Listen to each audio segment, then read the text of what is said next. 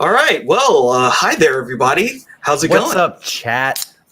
Hey. Did that for you. Just yeah, for this is one of those days. You gotta take a nice sip of your drink because we're in for a nice long one. We're gonna talk about some stuff. Main thing being Dr. Sleep, the director's cut from was it Mike Flanagan? Mike Flanagan. Yeah, a very, very talented guy. Really smart, intelligent. Yeah. Yeah, and he's done a lot of cool horror content. He's got some shows on Netflix.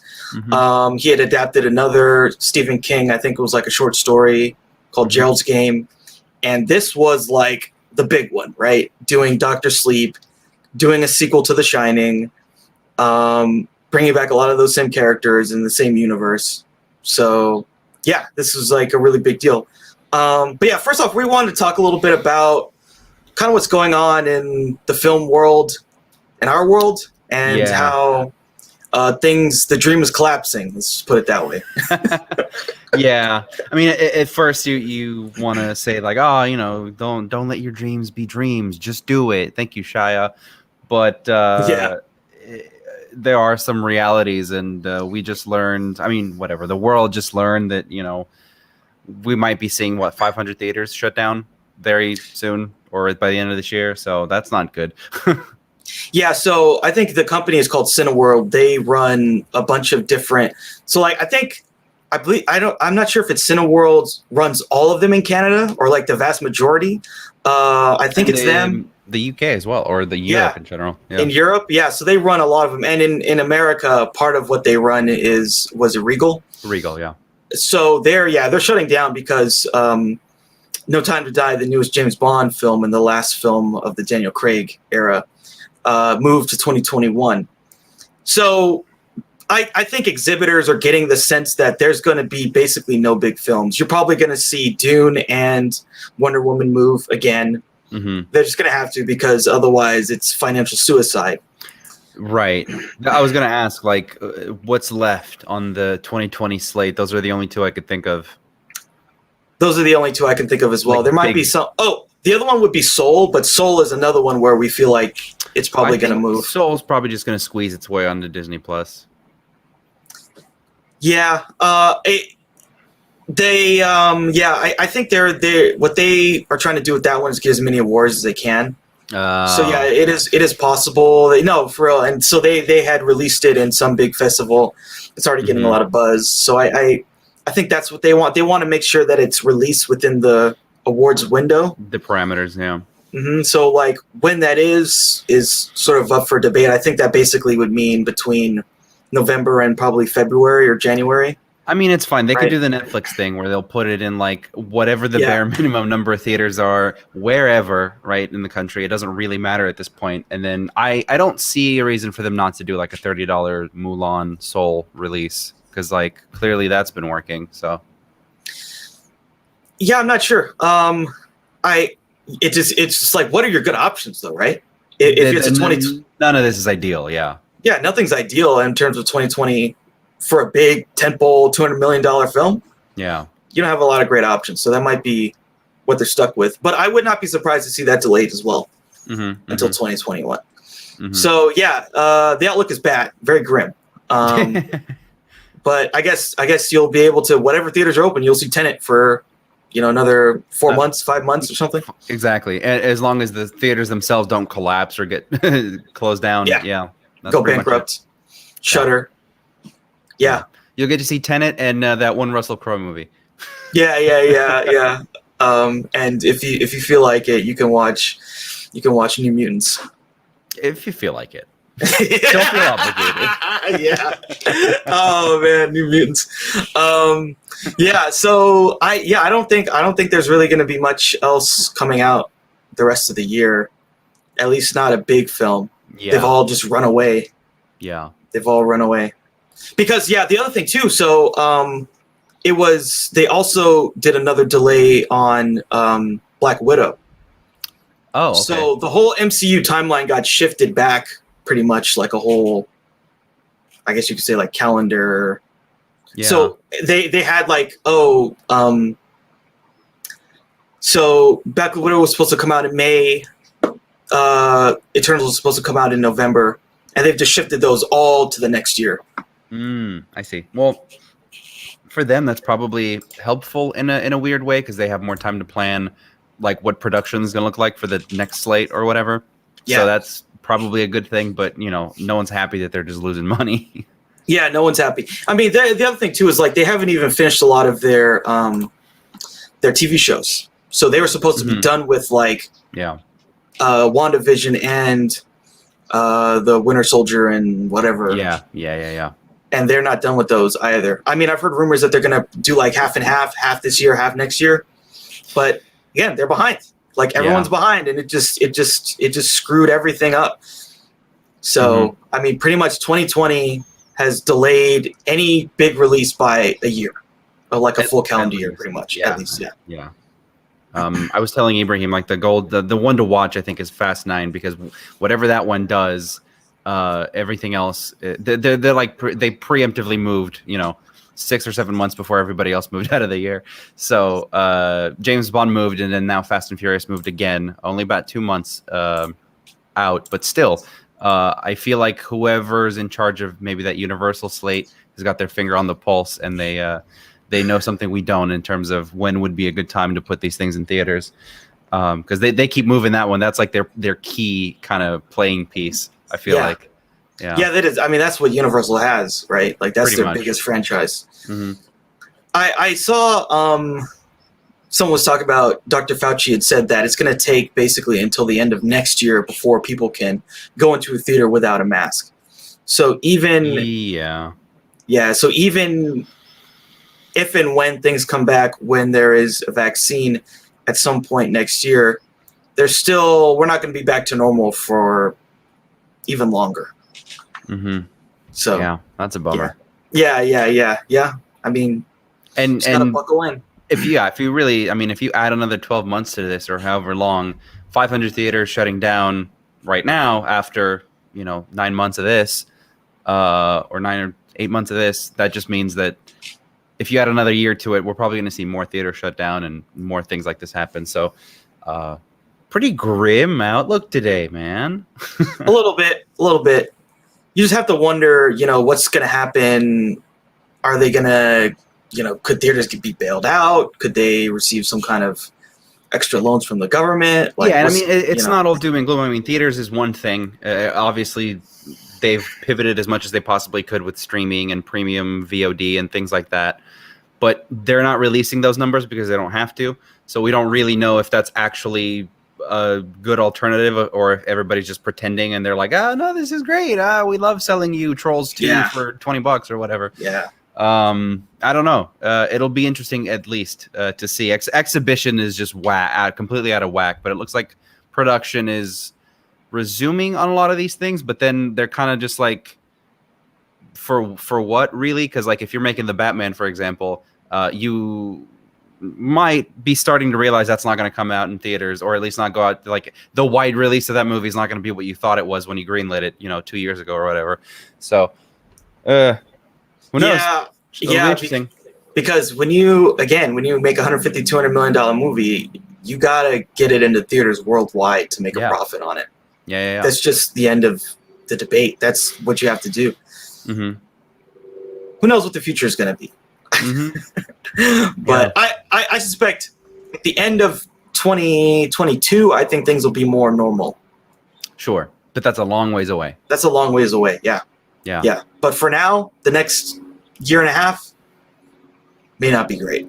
Oh man, it's the next month is gonna be a wacky one for us at least. So yeah, for sure.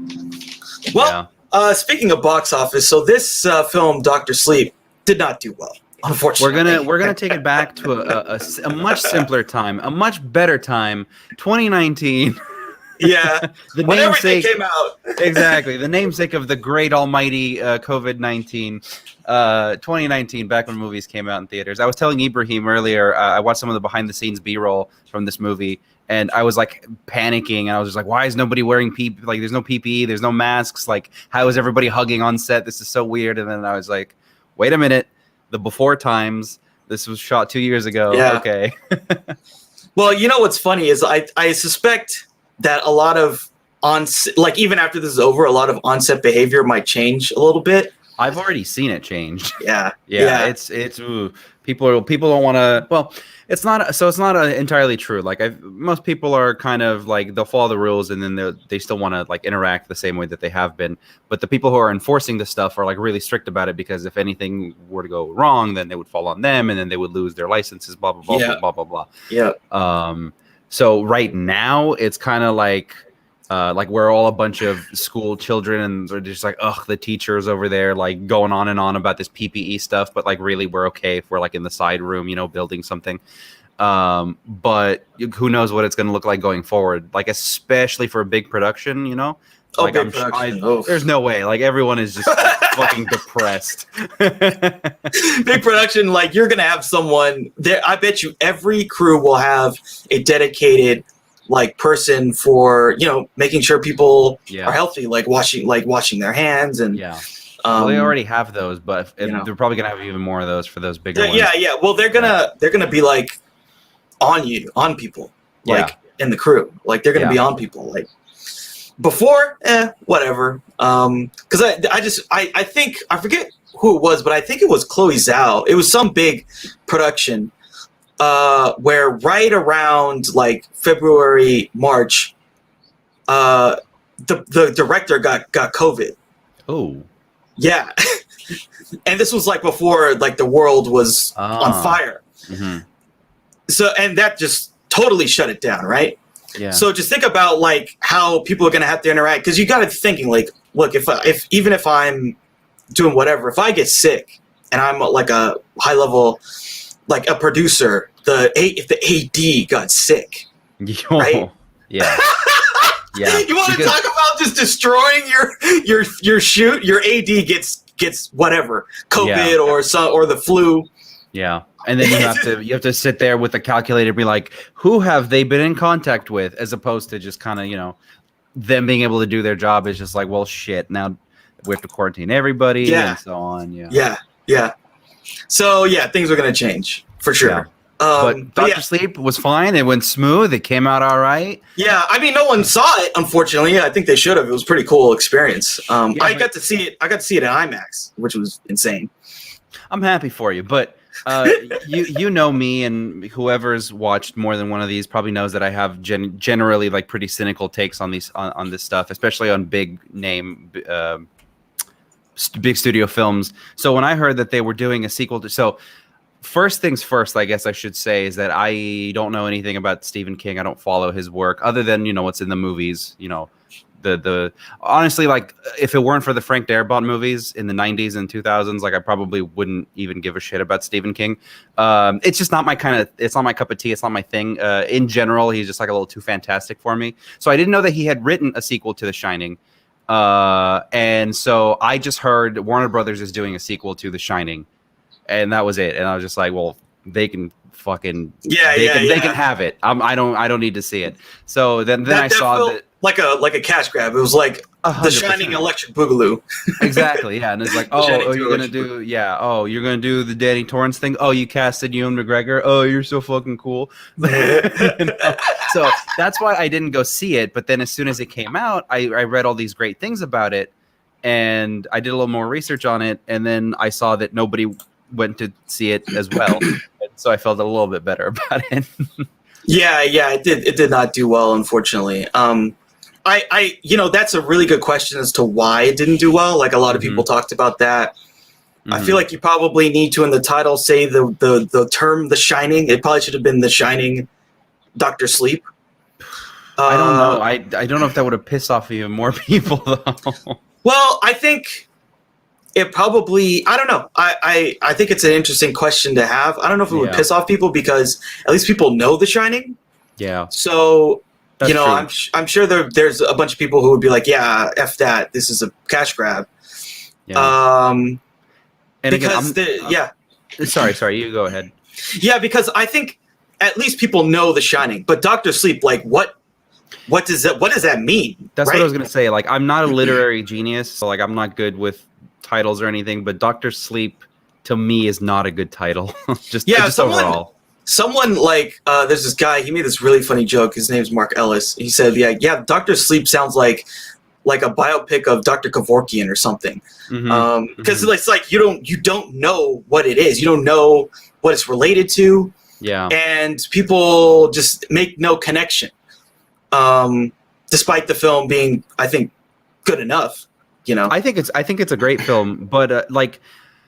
It's hard, like even abstractly to think. I remember at the time what I was thinking of it. So I saw I was actually working around Warner Brothers at the time, or on their set, and I saw all of the promotional stuff. They had all the big posters up, and it's like is an abstract thing for me to think of, like what does a Shining sequel look like? And like Danny Torrance as an adult is just like doesn't sound interesting to me because again I just like wasn't aware of it. So like all the posters were just like Ewan McGregor's face and then like the overlook or whatever. Yeah. And it was just like, what the hell is this movie? I don't know. I don't think the marketing did a bad job. There's just something about this movie that I think right off the bat didn't connect as well as it should have, maybe. Or maybe it just wasn't going to, right? Like maybe it never was going to, yeah. Yeah, maybe. I mean, did the first one. So just to go over the first one a little bit. So if we can kind of bring in sort of meta-analysis. So Stanley Kubrick makes The Shining, the movie. Stephen King fucking hates that movie to this day. Yeah, hates that movie. Hates it. Hate. We'll talk about it later because there's the only problems I have with Dr. Sleep is the Stephen King side, not the Kubrick side. Yeah. So he hates that movie because there are some changes that happen that Yeah. Were always going to happen, but like I think that they had maybe not the best relationship as well. So they have that film, but that film was not really well regarded either when it came out. Yeah, right. I think Shelley Duvall's performance was like seen as horrific. I think she won a Razzie for that performance. Yeah, They absolutely. I didn't remember that. Her performance when this film came out was absolutely hated across almost across the board. It's regarded as like one of the greatest, most naturalistic performances of all time. Yeah, I don't know if I go that far. I mean, I think it's obviously she's being like tortured in the film, like actually. This is true. Yeah, but I mean, so I think there's levels, right? There's like when you hit the meta level, and it goes too far sometimes. I think it approaches that, but overall, obviously, the film is now regarded as one of the greatest horror films of all time. But it was not at its time. So even the original film is not like highly loved. It's sort of over time been well regarded because of how Kubrick is being seen as one of the greatest directors of all time. I mean, has a lot to do with it. Well, that and the psychological aspect of it, like the whole psychological thriller, I feel like owes a lot to The Shining. Just the way that you don't really know what's going on. It's a little dreamlike. It's a little surreal. Like it's obviously it's like really, really, really important in that aspect. Yeah, it's a great film. Like there is no doubt about it. It is one of my favorite horror films for sure of all time. But yeah, like this is always kind of what happens when you like make a sequel out of a film that's not well regarded. Sort of like Blade Runner, right? Blade Runner 2049, great film. Didn't really do great.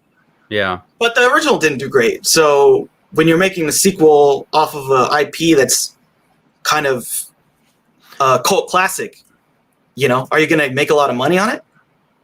It's weird. Well, there's a distinction between just being a cult classic and then being like, for whatever, like it appreciates over time and then people keep talking about it and it's on lists and it's like in all of these compilations of greatest films of all time. And like, that's got to send a different type of message to the studio than like, oh, Boondock Saints is a cult classic. We're never going to give them money to make a third one or whatever, God forbid. But like, Boondock Saints, maybe if we give Boondock Saints another 10, 20 years, then maybe it'll reach that status. I don't think so. It's a pretty bad example, but you know what I'm trying to say? Like there are some movies that they're expected to do something when they were made originally and they failed, as opposed to just, something that they didn't expect anything of and then it makes some kind of money. I don't know what I'm trying to say, but yeah, like it did appreciate over time, like Blade Runner, Shining, both Warner Brothers properties. Yes. Right. So they probably got those mixed messages where they were like, well, this is still doing great on demand, you know? Mm-hmm. It's like people love it. Now people think it's the greatest of all time. Maybe we should make a sequel. Oh, wait, the sequel does the same as the original. And the thing about making a sequel to The Shining before we get into the movie itself is I mean, okay, it's Stephen King's story, but to me, that's the Stephen King part of The Shining was not like what attracted me to it. It was the take. It was the Kubrick version of it, the twisted kind of like. It's got the story elements are there, and that's helpful. But he took so many liberties with that story, like especially going back, having seen Doctor Sleep, and then going back and kind of realizing what the original Shining was. That was a very, very different story than what that movie came out. And I love that movie for the Kubrick aspect. I don't love it for the Stephen King, like, ooh, there's ooga booga, you know, mystery magic people. I don't care about that stuff. Yeah. This and the other thing too, like we should also talk about, if we're going to talk about Stephen King, is like there's been another revival of Stephen King adaptations. True. Warner Brothers again, right? Warner Brothers did it. This exists without it. Yeah. It and It Chapter 2 are huge. Yeah. And these things, they come in waves. You know, a film that's bad, like actively bad, but I kind of like, I've liked at different points, was there's this film, Dreamcatcher, which is another Stephen King adaptation. Oh, hell yeah. The Lawrence Kasdan movie? Yeah. That film is wild. That film is interesting. And there's, you know, I feel like if you did that film today, but just focus on the kid part, I think you could have a film, especially if you did it right now, that could really resonate because it's based in Derry. Yeah, it's based in Derry. There's kids. Man, there's a scene in that movie where there's this girl, this like mentally handicapped girl who like fell in a sewer. Yeah. And they lower the kid down to go grab her. And I saw this again recently. I'm like, holy shit, it could be down there. Literally, it could be down there, and they could get killed by it. Of course, that didn't happen. But when people know and actually actively understand the world that he creates, like there are things there. And again, this is, I think, another reason why they would want to make this film and make it now. You have a great director who's one of the greatest horror writer-directors working today, and you got a good actor, and it's a property that's resonating across the board. The Warner Studios got to be thinking, if people are going to go see it, and it is huge. The first movie, It, is like one of the highest grossing R-rated movies of all time. They got to be like, hey, The Shining's got to work too, right? Shining sequel. Yeah. And I mean, and I have to applaud them so far that over the years, or at least ever since Marvel took off, they've had the restraint to go full in on the Stephen King connected universe, because he's been doing that shit for like 40 years or whatever, right? Yeah. So totally. I have to applaud that the studios haven't just been greenlighting every single Stephen King thing ever, even though like most of them have already been done throughout the 80s and 90s, like especially as shitty TV movies. But or miniseries or something like that. Miniseries, yeah. But I don't know. Mike Flanagan, I just wanted to say, like, he strikes me as like the current day kind of Darabont in a way, because he has his head completely up Stephen King's ass, like, and I mean that in a good way. Like, he understands it, and he seems to be like kind of the one that really knows how to adapt it. I mean, obviously, it was good as well, but like he just. Even watching interviews with him, like makes it seem like he's really passionate about this stuff. And if there were to be more adaptations, I feel like he would be the one to do them. Just because, like in the '90s, people were saying that about Frank Darabont, right? They're just like, "There's only one guy who can do Stephen King stories. Is this guy?" So yeah, maybe. So you think like what are the best ones? The best Stephen King adaptations? It's definitely The Shawshank Redemption is really good. So is The Green Mile, but also like Stand By Me was really good. Mm-hmm. That's Rob Reiner. Misery, I think Rob Reiner did that one too. Yep. Those are good. I still think The Mist is one of the best movies ever made. Oh, I love The Mist. The Mist is like that is a awesome B movie. That's the kind of shit. That's the Stephen King I'm really interested in, and I'll tell you what it is. Just keep the kids out of it. I don't want to see kids in it. I don't care about kids. I don't care about that whole thing. Yeah. I think some of the best stuff he does is kids. Mm-hmm. When it comes to so I'll put it this way: the fantastical stuff, kids. Yeah. Not fantastical stuff, adults. Yeah. Or at least there's some stuff kind of in the middle. The Green Mile's in the middle of that. Yeah. But I feel like what's great about it isn't all the fantastical stuff. That's just a little bit of it. Yeah. But with kids, that stuff like It is with the kids. There's some other stuff. Yeah, you gotta have kids. The Shining is with the kids now. Well, it's always been with the kids. You know, it's always been, again, the original story has a kid in it, and the kid features very heavily in it. The movie, the kid features heavily in it too, but it really is more about Jack Nicholson just spiraling. Spiraling. So anyways, that's a personal problem that I have with Stephen King stories, is that I don't like the fantastical and the kid stuff. Yeah. Because he's mixing the kid stuff with really horrific shit, but I feel like you usually can't quite, like, I've never seen anything really marry that. Not even this film, which has like the most horrific child murder probably ever put to film, or at least in a big picture that I can think of recently. I think It, the first one from 2017, is the worst, but this is second worst. With Georgie, maybe. Yeah, when that was insane. He bit his fucking arm off. Again, it's I don't know. I just, something about it. Like, I don't care when I see a child being murdered on screen. I'm just like, I don't know. I'm psychopathic in that way. I'm sorry. I apologize. I'm telling you, when I saw It, the first one, and he bit his arm off, I was like, this movie is not fucking around. And that was like, whoa. True. No, I have to. Yeah, I can't bullshit my way around that. That was a pretty big moment. Yeah. Yeah, like he bit his arm off. That was a mission statement for that film. Absolutely. But and that was like the opening first scene. Yeah. This film is also pretty gruesome.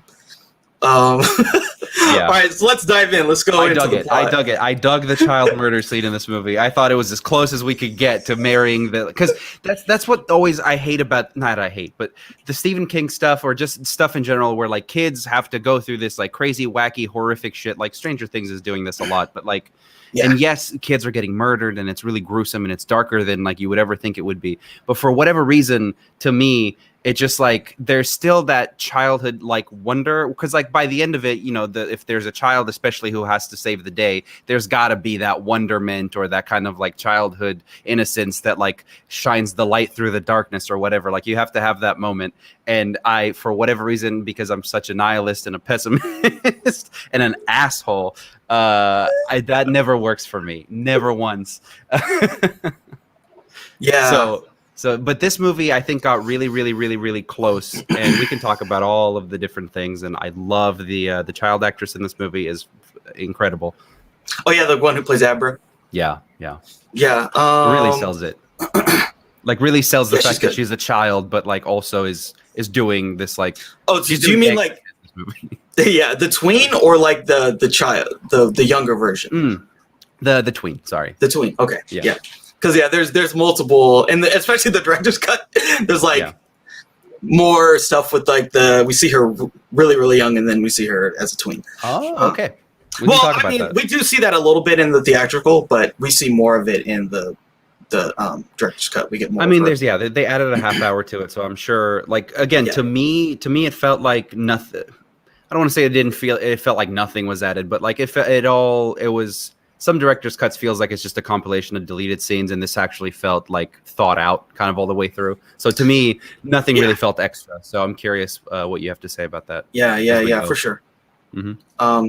Okay, cool. So, Dr. Sleep, let's go over the plot a little bit. So the film opens with the awesome The Shining score, right? Yeah. Like that really ominous dun, dun, dun, which is really cool. And then so like it opens on this scene in Florida in 1980, and this girl, Violet, and she's like picking flowers or whatever. And then she meets Rose the Hat, who's played by Rebecca Ferguson, who's like singing or whatever. Possibly the most adorable child actor that I could think of in recent memory. Like this Violet, was that her name, Violet? Yeah, Violet. Uh-huh. This kid just right off the bat, it just made me go, "Aww," knowing full well they're gonna kill her. But I was just like, "Oh, she's so cute." and like they just set you up for all this terrible stuff. I mean, these are some terrible people. So Rosa Hat is like, she's singing, and then she's like, says her her catchphrase, well, hi there. And the girl, she's like showing her this trick. And then all these other people start kind of enclosing in on her. And then they kill this little girl, this group of people. We just see them all jump in on her. And then like her mom's like looking for her and they can't find her.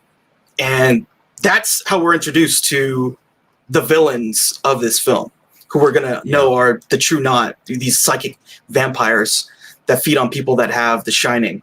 Yeah, smart to get that out of the way right off the bat, because like the villains, obviously they have to be there so that there can be a plot, so there can be some kind of a thing. But like, I don't know, like this movie's doing a lot. This movie is trying to balance. It's doing half of it is trying to pay off the work, right? The Stephen King novel and everything. And then the other half is trying to, and desperately trying to remind you that this is a sequel to Kubrick's The Shining, right? And so like the all of the new stuff, I think they did a tremendously good job of setting it up and just getting it out of the way as early as possible before because then we flash back to Danny Torrance, right? As a kid. Yeah. So the one of the differences between the theatrical cut and the director's cut is director's cut has chapters. And so it's divided into 6 chapters. So chapter 1 it's called Old Ghosts. And so it's like these recreated scenes from the Overlook Hotel, but with new actors. Yeah. And so it's, the classic Danny on his bike riding around. Then he goes to room 237 and he sees the naked woman. Mrs. Massey, I think. Is whatever. There's like a canon name for her now. Yeah. They all have names. Yeah. I just know it's like naked woman, the bleeding guy, or whatever. Well, that's what Kubrick would want you to say. Kubrick doesn't want you to think too much about it. Yeah. But yeah, so this was like a dream. So like in general, like what were your feelings about these recreations of like the Kubrick stuff? Did it work? Did it work? That's a loaded question. I don't know how to answer that. I think. Well, did you feel like? Did you like that they included it? Did it feel too fan servicey? Like I think that's the question. Did it feel like fan service? Yeah. Or did it feel genuine? It did. No, both. Honestly, both. And it felt respectful and intelligent, and like it was intelligently done, and it didn't feel like it was cheap or it was just recreating for the sake of recreating, even though that's what it was. It felt good to me, and I'll tell you a reason why is that I'm sure it's for budgetary reasons and for like not jumping the shark and being completely stupid, but I'm glad that they did this. Like a lot of movie sequels, in let's say 40, 30 years ago, if you had a sequel and you couldn't get the actor, you would just recast that actor. Nobody would say anything. Nowadays, they would find a way, especially like the way that fucking Marvel and Star Wars, they've been de-aging and CGIing and doing all this crazy stuff. And I feel like there was a choice made very early on. They were like, we're not doing that. We're treating this as if it's really is a sequel to a movie, 40 years ahead. We're going to recast everybody and we're going to keep the characters and not just try to do that, like just to do that actor. So, because to me, that the actors were like a big thing. We're just like, if you can't nail, like, again, the Shelley Duvall thing is just like, ooh boy, like that's a very particular performance because it was beat out of a individual. So like, how do you? It's the result of like months of torture. But like a very like her personality, and everything was like kind of responded to that torture in a very specific way. I know it sounds horrible, but that's kind of how it was. So it was just like I think they did a respectful job with it. Yeah, I think it works for what the movie's trying to do. I think it does. It doesn't feel exploitative. That's basically what I'm trying to get to. It didn't feel exploitative. Yeah. However, it is pretty obvious that like, it is fan service. Like that's why they're doing it. Yeah, it is quite kind of fan servicey. Yeah. Because in the sense you can almost see parts of this film not totally needing, especially the flashback stuff of the Overlook. This scene in particular, when you don't need it, you don't really need it because you could just like cut to him at his house and then what happens. Well, they rewrote. I learned this. They rewrote the third. We'll get to it, but they rewrote the third act of this movie to take place at the Overlook, to sort of again to marry, because in the book, in Doctor Sleep. Well, they burn it down at the end of The Shining. Get into exactly. We'll get into that later, like when we get to that point. But like the book and The Shining, the movie, are very different. Right, but to serve this point in particular, it's like the reason that they're doing that is because they knew all along they were going to do the fan service thing, and they were going to rewrite it, and they were going to go back to the Overlook, and so they were just like, well, "Fuck it, we're gonna do the fan service." Yeah. So there's fan service, and I think it kind of works for me. Like I like it. Like I like this film a lot. I've watched this film probably like 4 or 5 times since it came out. Honestly, I would watch it again, and I'd watch either version. I haven't seen theatrical yet, but like I liked what I saw. Yeah. So there's a lot of things in this film that work for me. It's in my wheelhouse of what I like about the Stephen King universe for sure.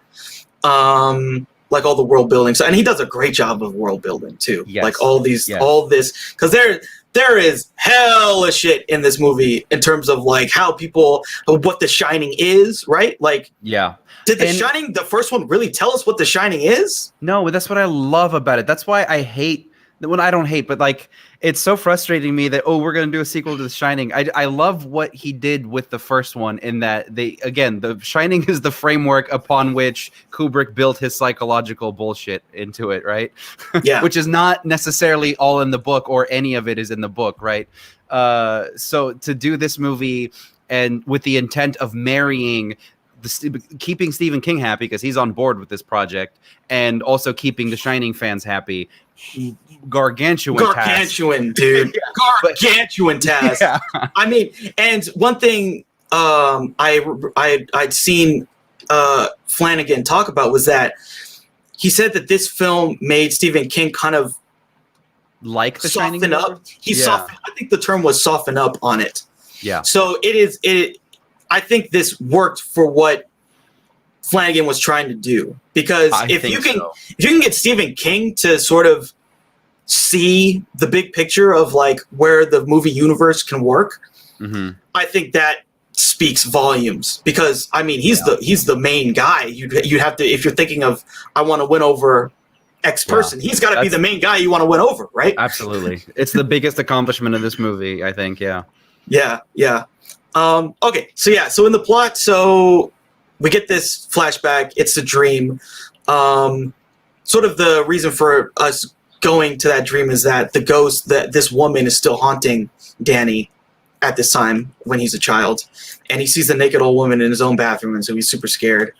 So then, his mom, Wendy, who's played by Alex Esso, kind of tries to help him. Awesome job.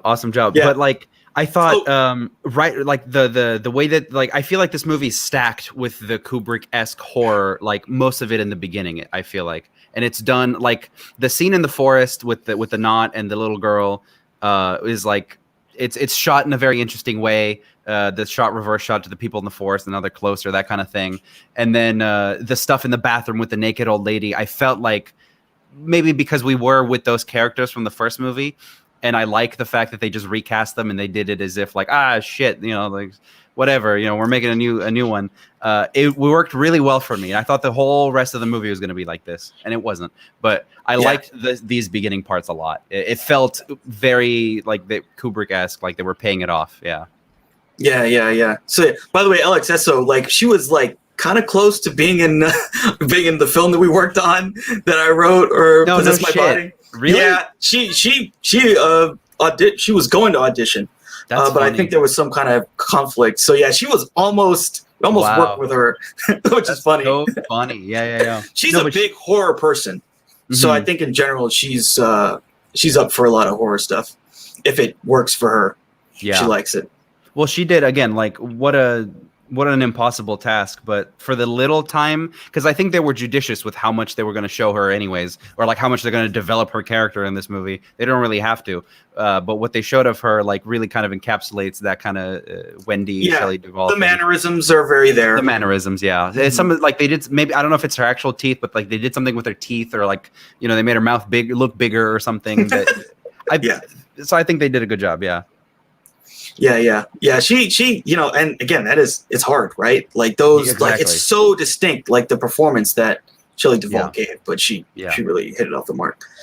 So Danny meets with Halloran again, Dick Halloran, the guy from The Shining, the black guy who has The Shining, who basically kind of was like his sensei teaching him The Shining. Another great moment. I was just like, oh man, sweet. Like again, like I'm struggling to think of an example right now off the top of my head, but there were a lot of sequels in the 90s, for example, to things where they just couldn't get the guy, like RoboCop, for example. We just don't have him, so like we're just gonna recast a guy, and it'll be RoboCop 3, and it'll be great, and you're gonna like it. Like I like that attitude that this movie kind of has, just a tiny bit. So they recast, well, whatever. Scatman Carruthers is obviously passed away, but just like, oh cool, like they're bringing him back, like they're bringing the character back, this guy's doing the mannerisms and everything, like it felt the voice and all this stuff, and it does, it's like it works, it makes feels respectful. It feels respectful, and it feels like it's one singular thing.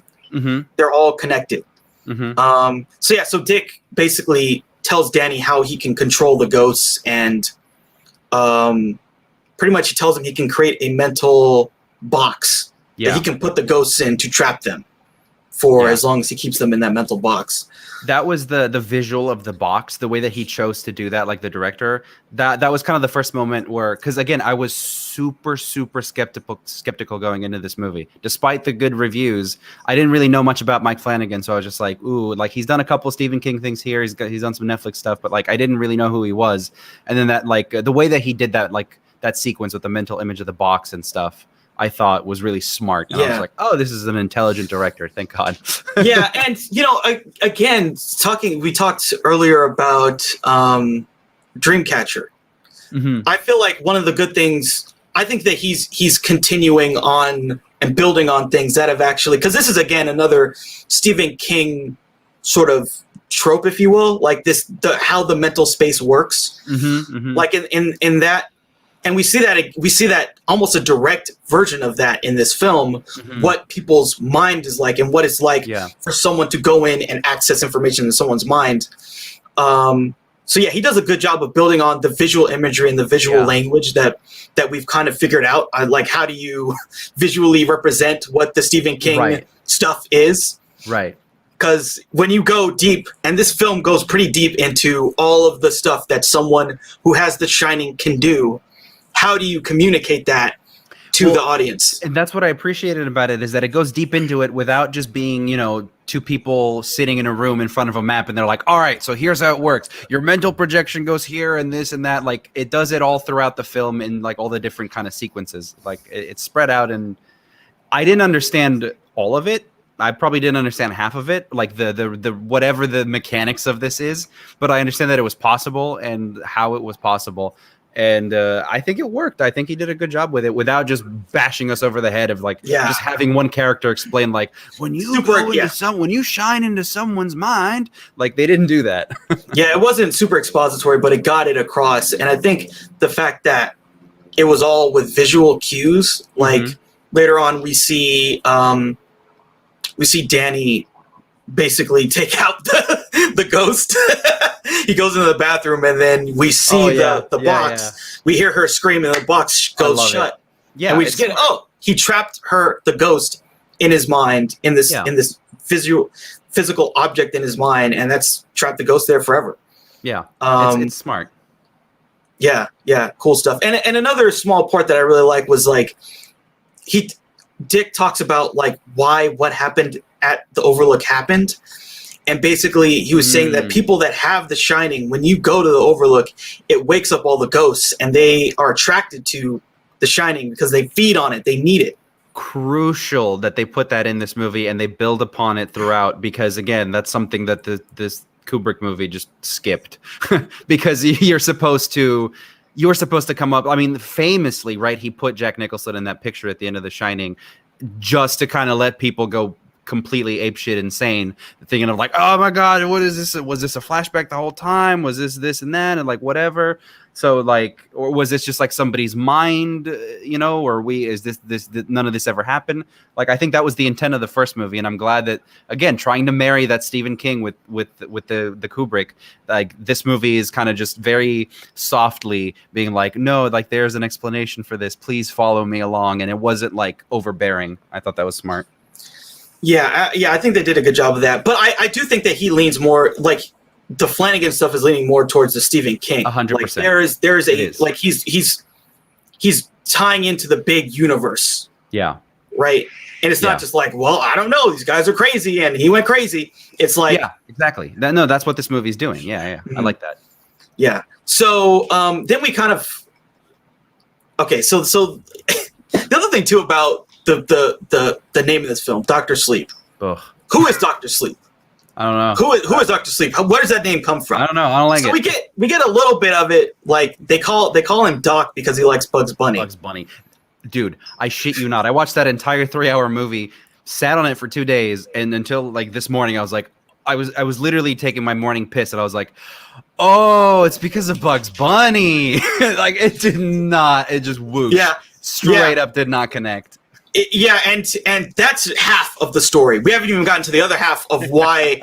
That's why they call him Doc. But why did they call him? Because it's not like, look, if your name is like Holiday, sure, the old people will call you Doc until the end of time. No matter what. Yeah. It's not one of those. It's not like his name was Danny Holiday. That's why I was so confused. Because the flashback when he's a kid, they call him Doc. As an adult, they call him Doc. I'm like, who the fuck is Doc? What did he do? But yeah, it's literally because he watched Bugs Bunny as a kid and he loved it, and he's like, and so they call him Doc. What's up, Doc? I think that is something they do talk about in The Shining, the first movie. Okay. Possibly. I think there's a conversation between him and Dick where they kind of go over that. Oh, sure. Okay. But even in the scene, there's one scene where they're watching Bugs Bunny. The scene is about him going to lock Mrs. Massey away in his mind box. I wasn't paying attention to the Bugs Bunny. I thought that was just cute because it's a Warner Brothers cartoon and they could put it on. Yeah. No, that was supposed to like make us understand that it that's how he got the name Doc. Okay. But but it is a bad title. And yeah, I think so. That whole thing, that whole Dr. Sleep stuff, because why would they call him Doctor? Because it's Doc. It's what's up, Doc, dude. Well, it's because to be fair, it does come up later in the story. The patients tell, they call him Dr. Sleep or whatever. Yeah. Like he gets christened with that name formally, but it's a tiny thing. Like I guess I get why the novel would be called that, but for this movie, I don't think it works at all. Yeah, they try really hard, and the stuff is there. He leaves the stuff there for us to connect it. But I don't know. Maybe it would have been better. It took me 2 days to connect the Bugs the Bunny. dots. Yeah. So yeah, it's great. Okay, so then 21 years later, Danny is drunk like his dad. He's a drunk. He wakes up next to some naked woman. He has a flashback of a bar fight. Dude. Yeah. This movie's front loaded with like just catnip for my brain. I was just like, yes, beaten down, alcoholic. He's haunted by his past. Like, give me all of this shit. Yeah, it's some good stuff. Then it turns into Stephen King and the Scooby-Doo Mystery Club with children. But that, that's the shit that I don't like. But we'll get to it. Yeah, we get some fantastical stuff. We get some fantastical stuff in this film. Oh boy. Mm-hmm. And so the next scene that we cut to New Hampshire and this little girl, Abra Stone, and we see this thing with her parents and she's playing piano and they're like, oh, go to bed. And when she goes to bed, the piano keeps playing even though she's asleep and no one's there. And so this is the first time we see Abra and we see she has The Shining too. And this is how it's manifesting. I really appreciate going back to the way that they did the mental box and everything. I really like that this movie went back to that kind of like, I guess you could call it classical now, but like movies used to respect, whatever, big big budget movies, for the most part, like, you used to respect the viewer's intelligence a little bit more, I feel like. So that, like, when this movie goes to Abra, we don't know any of these people's names, but we're just kind of into it because of the way that the sequence is built, you know. And they don't have to tell us, like, there doesn't have to be a conversation between the parents when they see the piano. They're like, oh, I think there's something going on with our daughter. Like, it's done with the film language, and I really, really, really, really like that about this movie. That it never, like, it doesn't like just say, like, okay, in case you didn't get it, these characters are going to talk about it and tell you what happened, or like, we're going to tell you what their names are so that you don't get lost later on in the movie. Like, it builds on top, like, all these sequences build on top of each other, and you kind of get the big picture. And I like that because we cut to Abra and it's just like, who the fuck, why do I care? But like, the way that sequence is structured, you're like, oh, I get it. This is relevant. Yeah, and yeah, they can just kind of like just lay it in there. It's really pretty well done. That's something that was not really in the theatrical cut, that scene. Okay. I think that they do something kind of similar. Like, we do see her, but we don't see the piano playing. We just kind of get this sense that she's got the shining. There's so then later on, there's one thing, just real quick. There's one thing I thought of when I was watching the director's cut. I was like, I bet this is not in the theatrical, and we'll get to it, and I'll ask you about it. There's only one thing that I was just like, this is, I don't think this was in it, but we'll see. Yeah. So then there's another scene in Long Island, New York. So there's this girl who's meeting with so she's at this movie theater watching Casablanca.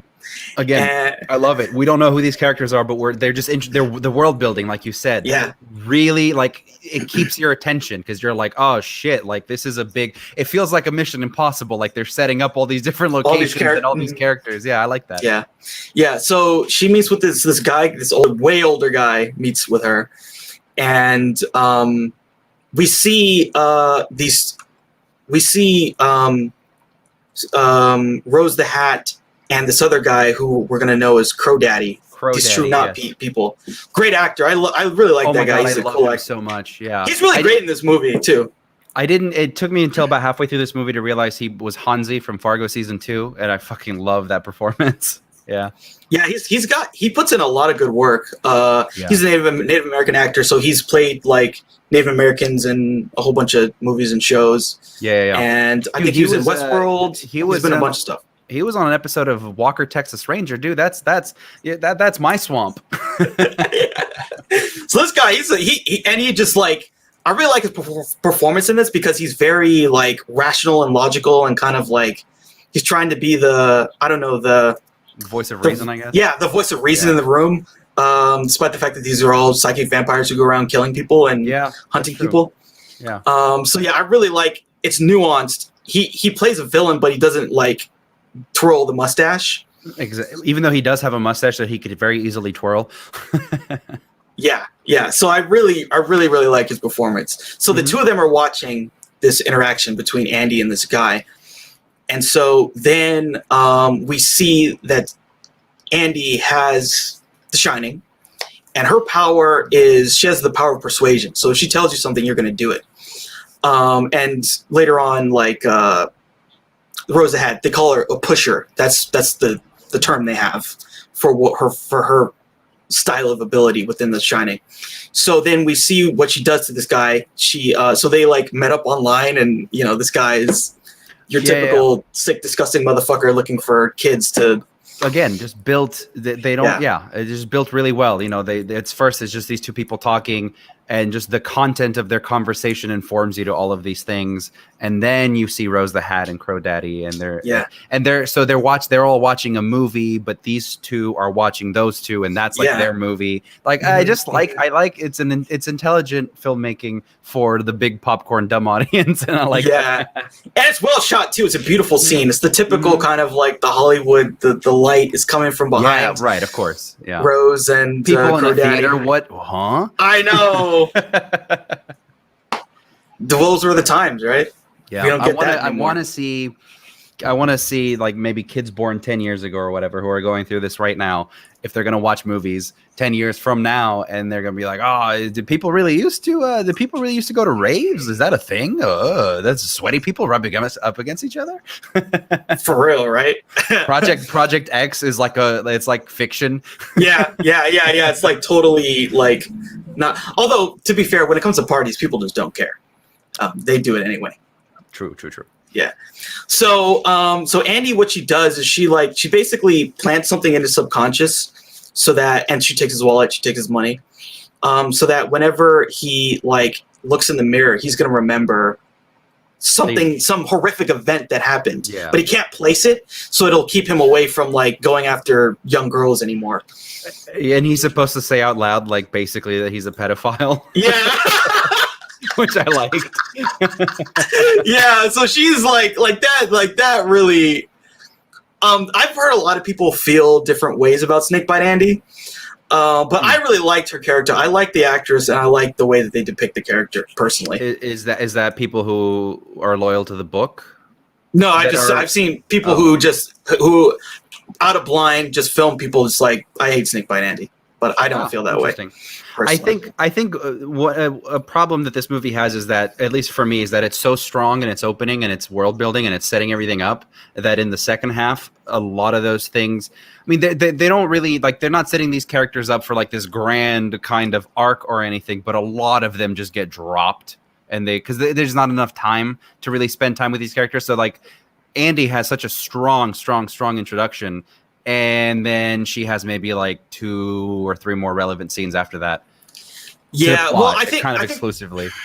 The thing about it, I think the problem is basically there's the true knot, and so Andy's whole arc, a lot of it just has to do with telling us who the true knot are, and what they're about.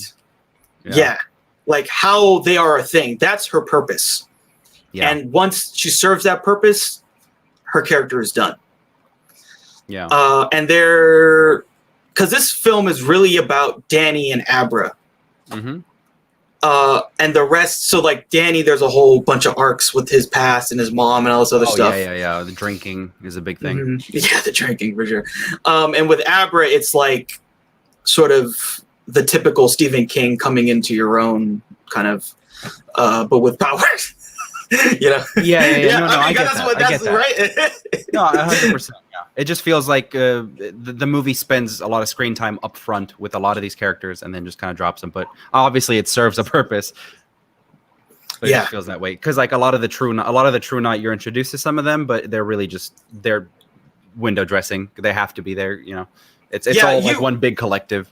You really only know Andy, Rose, and Crow Daddy. And then there's that one other guy who is but we don't really know anything about him. Yeah. It's just he's a connection for us to know where they are, what they did. But otherwise, we don't really.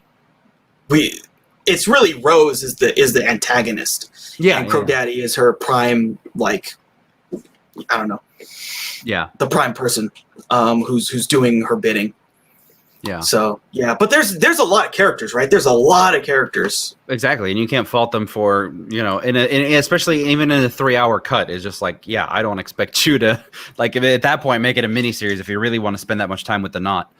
Yeah, exactly. Okay, so then we cut to Danny, and he's he wakes up on the side of the road. He's drunk, or he was drunk, and he's rock bottom, right? Mm-hmm. His life is totally fucked up. So he gets a ticket to Fraser, New Hampshire, and he's just gonna try and go there and start a new life. Basically, he's just trying to see how far he can go to get away from where he was. Away from himself, baby. Yeah. Classic noir, down on his luck. Motivations. I like it. Yeah. So then we cut again to Abra. So she's having a birthday party. There's this magician, and he's doing all these tricks and stuff. Magician's an asshole. He's a little snarky. He's a little weird. It's a weird guy. Yeah. He just has a lot of comments that made him seem like he's just an asshole. Because Abra's just one step ahead of him of every trick, and he's just okay, this is right in the head. That's funny. Yeah, it's funny. So, Abra decides to actually do magic. So she does this thing where she makes all the spoons stick to the ceiling. Mm-hmm. And this, so again, the parents are it's really funny. The parents, because they know that she has all these powers, but they're like kind of, their mom, they don't want to say anything. They want to act like it's like sometimes when you're a kid, I don't know, like they get come home drunk or something and they like got into a fight and they just, but like no one else knows that happened. You never bring it up. Yeah. Oh yeah, the one time Johnny got arrested and he was in the drunk tank and he fought it. He punched a cop, but then they dropped the charges. Never talk about it. Don't know what you're talking about. It's fine. He's fine. But this scene is important because Danny and Rose, they can feel her power. This is the first time they felt her power. And so she is like, and she's at this point, she's, I don't know, like 8 or something, or like 5. Yeah. Really, she's really very young. And like, they can, like, she's really powerful. So then we come to chapter 2, which is called Empty Devils. And so this is where we get to really see and understand the true knot, what they are. And Andy is going to, basically, Rose offers Andy the opportunity to be initiated into their, I don't know what you would call offers. Yeah, their coven. Yeah. Because they're basically a bunch of vampires. Yeah. Well, I like this whole concept of like, it's the classic deal with the devil. Like they're magic vampires, so they're like, I'll offer you immortality, but not in those words, and I'll offer you this and that. Like she's being real sneaky about it, but then ultimately, Andy doesn't really have a choice because they all have like mental powers. So she like kind of, at least the way that that's what I saw, is that she like forced Andy into it anyways. Well, so. Yeah, and the other thing too is like she. The whole reason this coven works is that, and they kind of get into this a little bit, like I kind of pick it up on it more the more I watch it, is that Rose is really, really powerful. Mm-hmm. Exactly. And she's so powerful that she's able to resist someone like Andy, who can overpower most, I was just thinking like Force users or whatever, but I mean, it is, right? Like most practitioners of The Shining.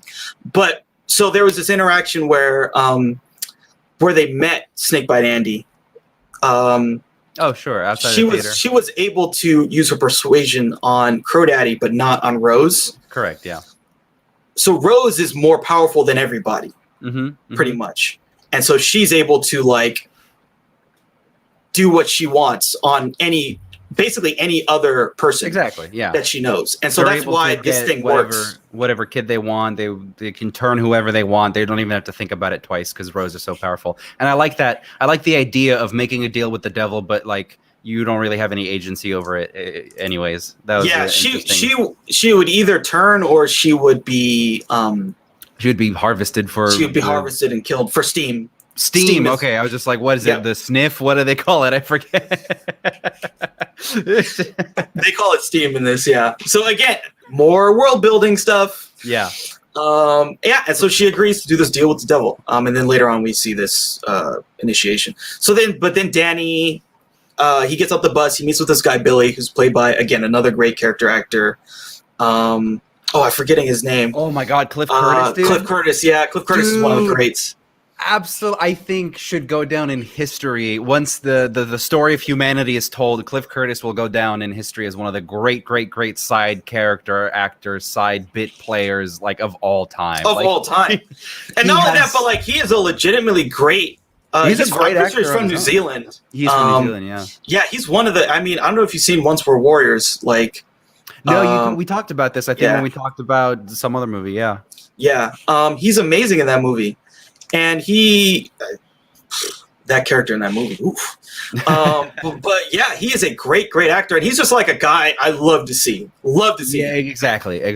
And Billy in this movie, like that character has so much like kind of emotional weight or like gravitas to him. Kind of like he's like the I've seen some shit guy that every movie has, but like the way that it's performed or it's delivered is like you can see it in his eyes, where he's just like I've seen some shit. I've gone through all the shit, and like I'm just here to help people. And you feel really like emotionally kind of right off the bat. You feel this connection with him. Yeah. So I recently saw what was it? I think it was 21 Grams. Yeah, I recently saw 21 Grams. Yeah. You remember the Benicio character in that movie? Yeah. He reminds me of the Benicio character, basically. Yeah. But without a family. Like the dude who's like who like fucked up. Yeah, like really, like his life, the way that it has been up to a point, is just destroyed. But now he's turned it into something else. Yeah, yeah, he's like dedicated himself to turning it around and turning other people around. And which is a very kind of it's a easy emotional hook in a way, but like it works, especially for this character, for Danny, which we kind of have some investment in at this point. Yeah. So Billy hooks him up with this apartment attic. $85 a week. How would you like to live somewhere for $85 a week in LA? I will take it. I don't care. Yeah, especially if I have a blackboard on the back of the wall I can just fucking entertain myself with. That's pretty cool.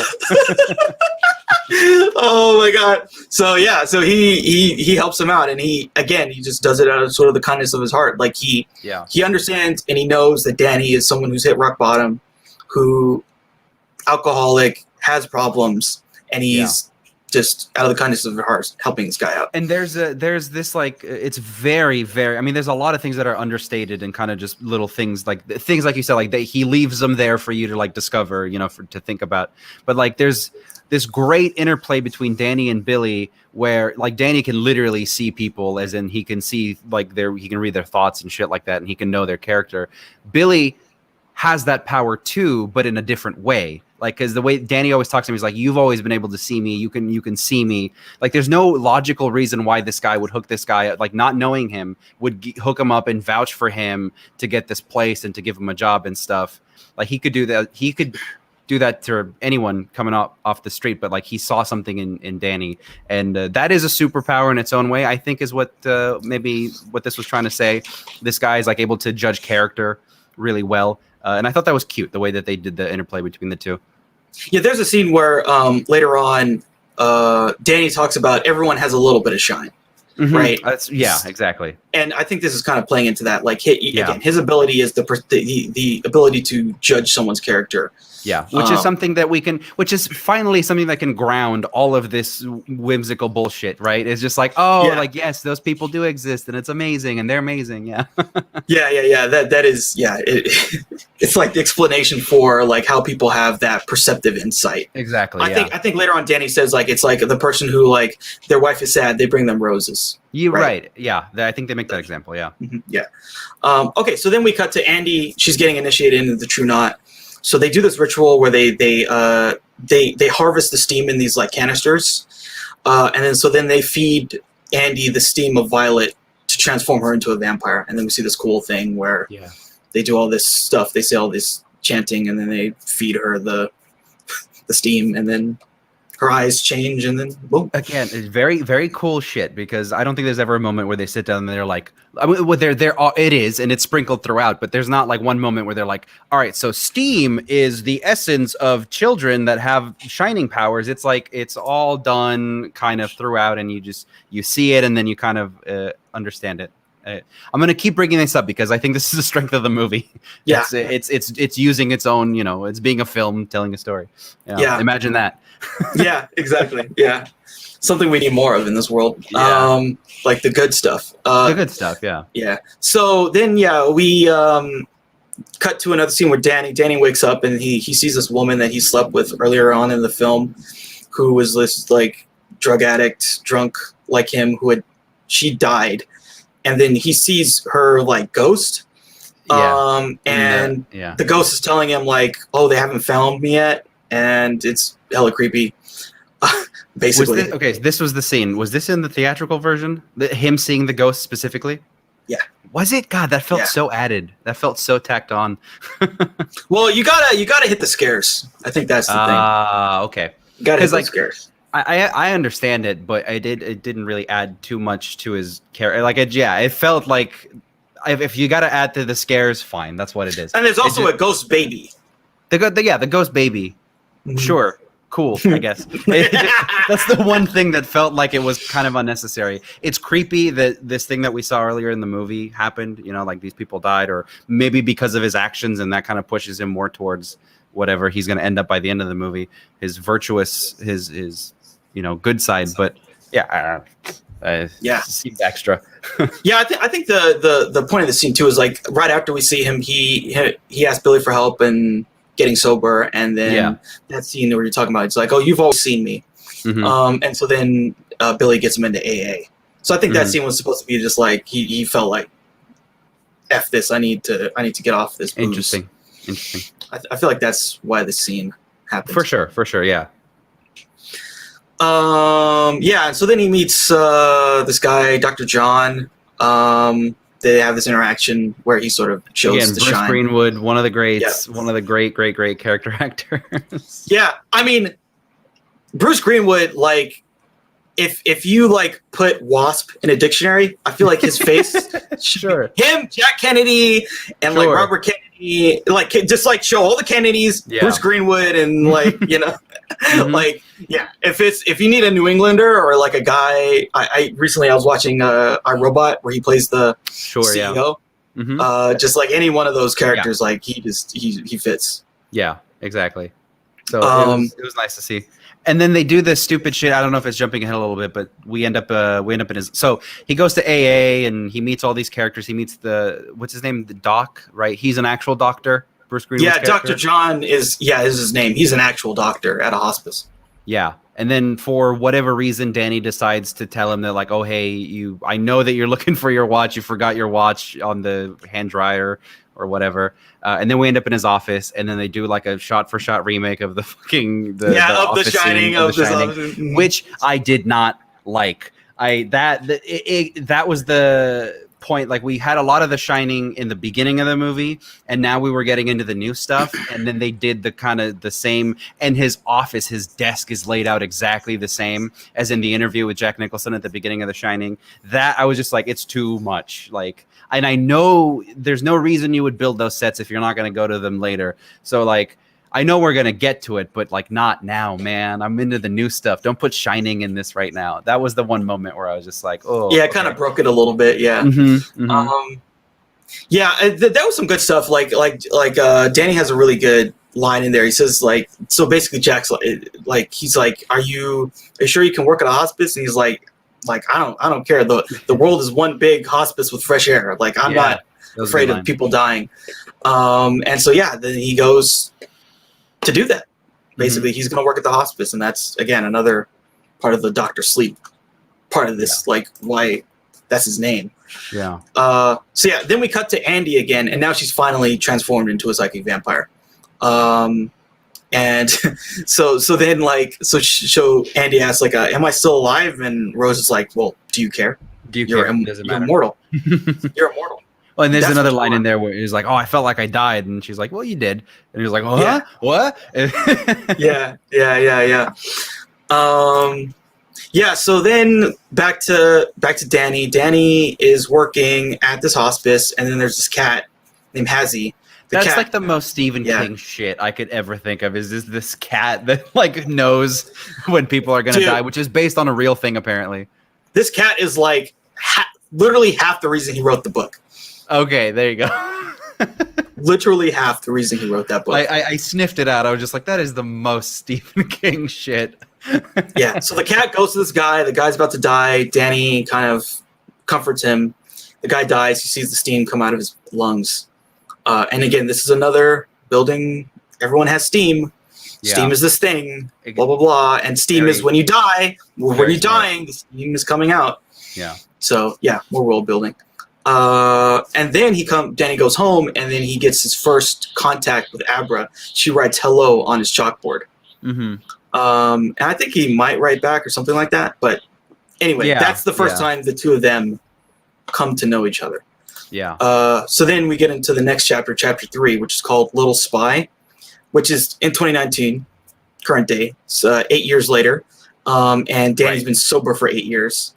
Yeah. To be honest, I wasn't expecting a time jump. I don't think it's bad or anything. I just wasn't expecting it. So when I saw it, like when I saw 8 years later, I was like, whoa, this is Mission Impossible. Like, holy shit. Like, this is a big story. Yeah. And then I think we see another like person die. Basically, like Danny gives a speech at AA. He's working at the hospice still. I love that scene. That's the most emotionally resonant scene in the whole movie for me. Is that scene where because it's a single take and it's just a push into Ewan McGregor, who is like probably like top 5 actors for me. So I'm biased, but like it's a slow push in. It's about he gets his badge for like 8 years of sobriety, right? Is what it is. They give you a chip. Like you get an actual chip. Correct. Yeah. A chip, sorry, yeah. And he talks about his dad, Jack Torrance, talks about alcoholism, which was a huge theme, obviously, in the original. And it's one of those scenes that ties into the original and gives you context to the characters of the first movie that the movie never like intended you to have. So I liked that a lot. I liked his performance in that scene. It emotionally resonated with me. It felt genuine. And yeah, we know, and it builds more about Danny's character, like why he's been dealing with it the way that he's been dealing with it. He locks away all his demons literally in his head, and alcohol is one of those demons. So he can't put away in his head. And so, and another interesting thing, there was one thing that's not a part of the theatrical. Early on, Danny is with that woman, and they wake up drunk, and then he's like taking her money. That's not in the theatrical? Oh, hold on. So what's not in the theatrical is, so they're there. Dick tells him, "Hey, don't take her money," or whatever. And then the kid this woman's child shows up, and he's just like, "What the hell?" He leaves the child with the woman, and then he's looking at the two of them. This woman who's passed out drunk, and she's literally in her own vomit. Yeah, and her child's there, and he tries to lock that away in his mind. He tries to take that moment and lock it in his mind, lock it away, so he doesn't have to think about it. But then Dick tells him, you can't do that. You cannot lock away memories. Yeah. Memories are the real ghosts. Yeah. And so he's stuck with it. He has to just remember forever. And then, again, that's kind of, I think, why Flanagan goes back to that, where he sees the people dead. That's, like you said, it's...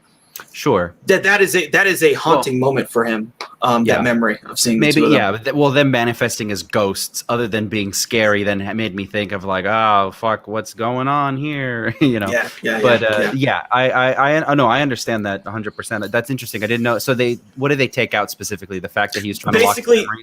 Yeah, there's a moment he looks at them and then he goes like this or something, just a Magneto shit or whatever, and like you see the box open.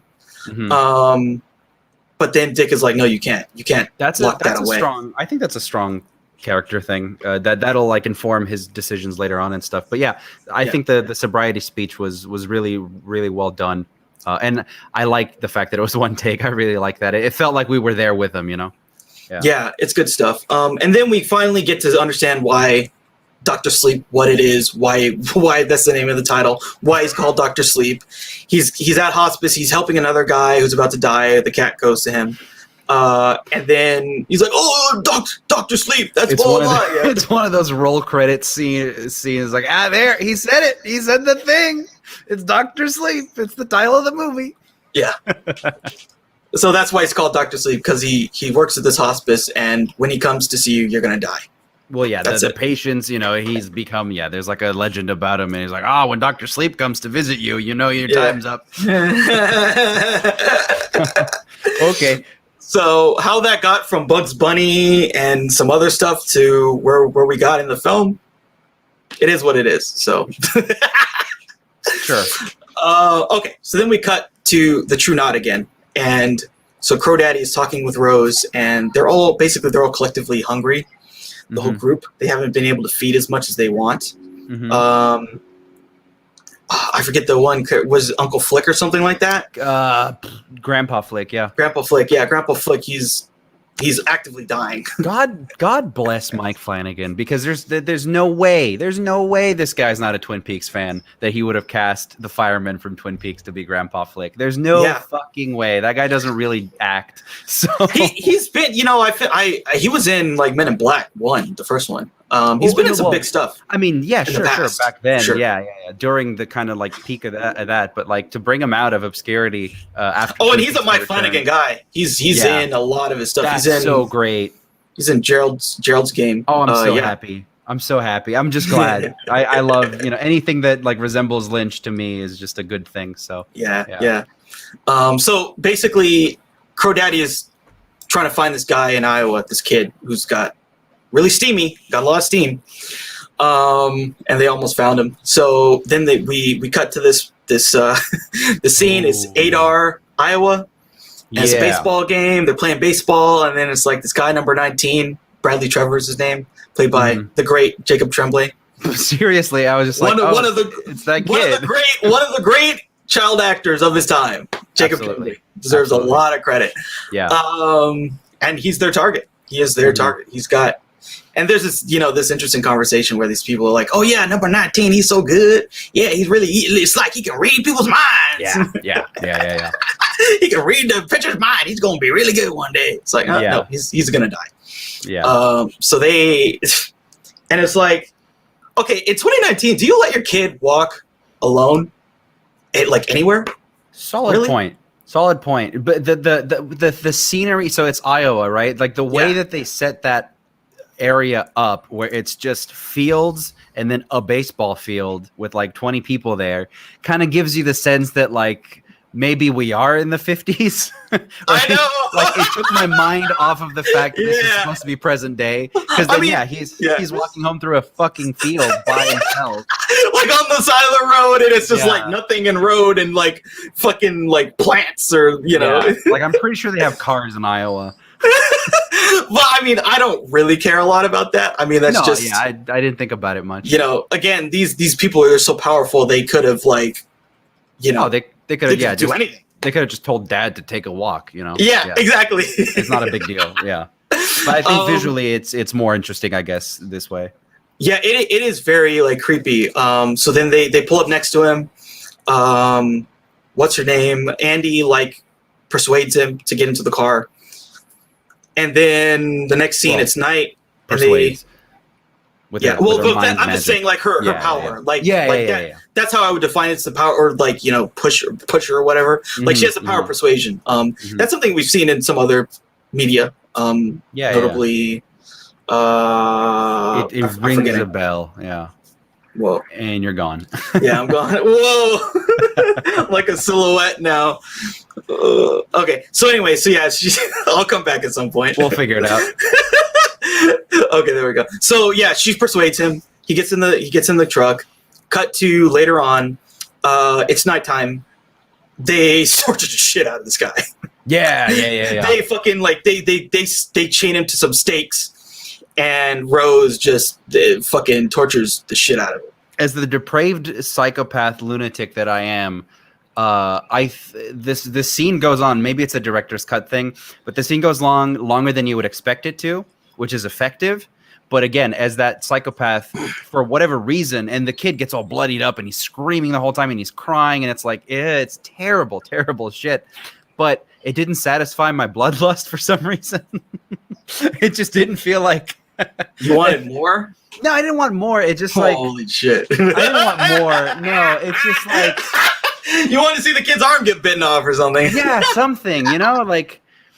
I don't know. It felt more in line. Still, despite how violent and brutal it was, it still felt more aligned with the Stephen King child fantasy book version of that murder than the Stanley Kubrick version of that murder. Because whatever the Stanley Kubrick version of that murder, that kid probably would get like literally eaten alive or something. I don't know. It was good though. It was good. If you're into depraved child murder, this movie will do it for you for sure. Yeah, and again, a great performance from Jacob Tremblay. He's really good in seeing this torture play out. And again, it's more world building. It's like, but if we torture him longer, we'll get more steam and all this shit. Yeah. So that's but it just didn't. It doesn't quite fit for me though, because to me they're magic vampires that feed off of like children. I understand that, and that's a horrifying thing if you really think about it for more than 2 seconds. But like they just seem to me like magic gypsies, and like they don't pose that much of a threat. Like the way that they look and the way that they act with each other. They're very gypsies. They basically have a bunch of RVs and like a fucking Jeep, and they just roam around. Yeah, they're vampire hippies or gypsies or whatever you want to call them. Viscerally, they're not terrifying to me. So, like, even while they're torturing this child, it felt like, oh, yes, the steam. Like, it just felt a little fantastical. And I just couldn't quite get that, like, because what he was going for with murdering that child is, like, pure horror. And I was still getting the over-the-top kind of like, yes, the steam. And for whatever reason, that just didn't work for me. That's what I mean by the child murder. Like, I'm not saying it didn't, like, oh, I want to see more. It didn't quite connect. Those two worlds didn't quite connect. Like, the pure horror and the Stephen King fantasy didn't quite connect for me in that scene. Yeah, this was definitely more fantastical. But I think if you had a different actor, it would have felt pure fantasy. But because I got Jacob Tremblay, he sells it so hard. He sells the shit out of it, man. yeah. He sells it so hard. Holy shit, does he sell this scene? Yeah. I'd say this is like one of the most memorable scenes in this film, for sure. Absolutely. Well, it's like the linchpin for the rest of the movie. It's like truly the midpoint. Yeah. Yeah. And so Abra feels this event happen. And then she's able to like sort of look in and watch and see what's happening. The others can't feel it, but Rose can. Yeah, she gets like a sense of it. Yeah, she's like, and then she like has a fucking nightmare of this Jacob Tremblay getting killed. Mm-hmm. And then her parents, she's like, in the bed, and her parents are like, oh my God, are you okay? Yeah, and she like causes the house to shake or something too, or something. Later on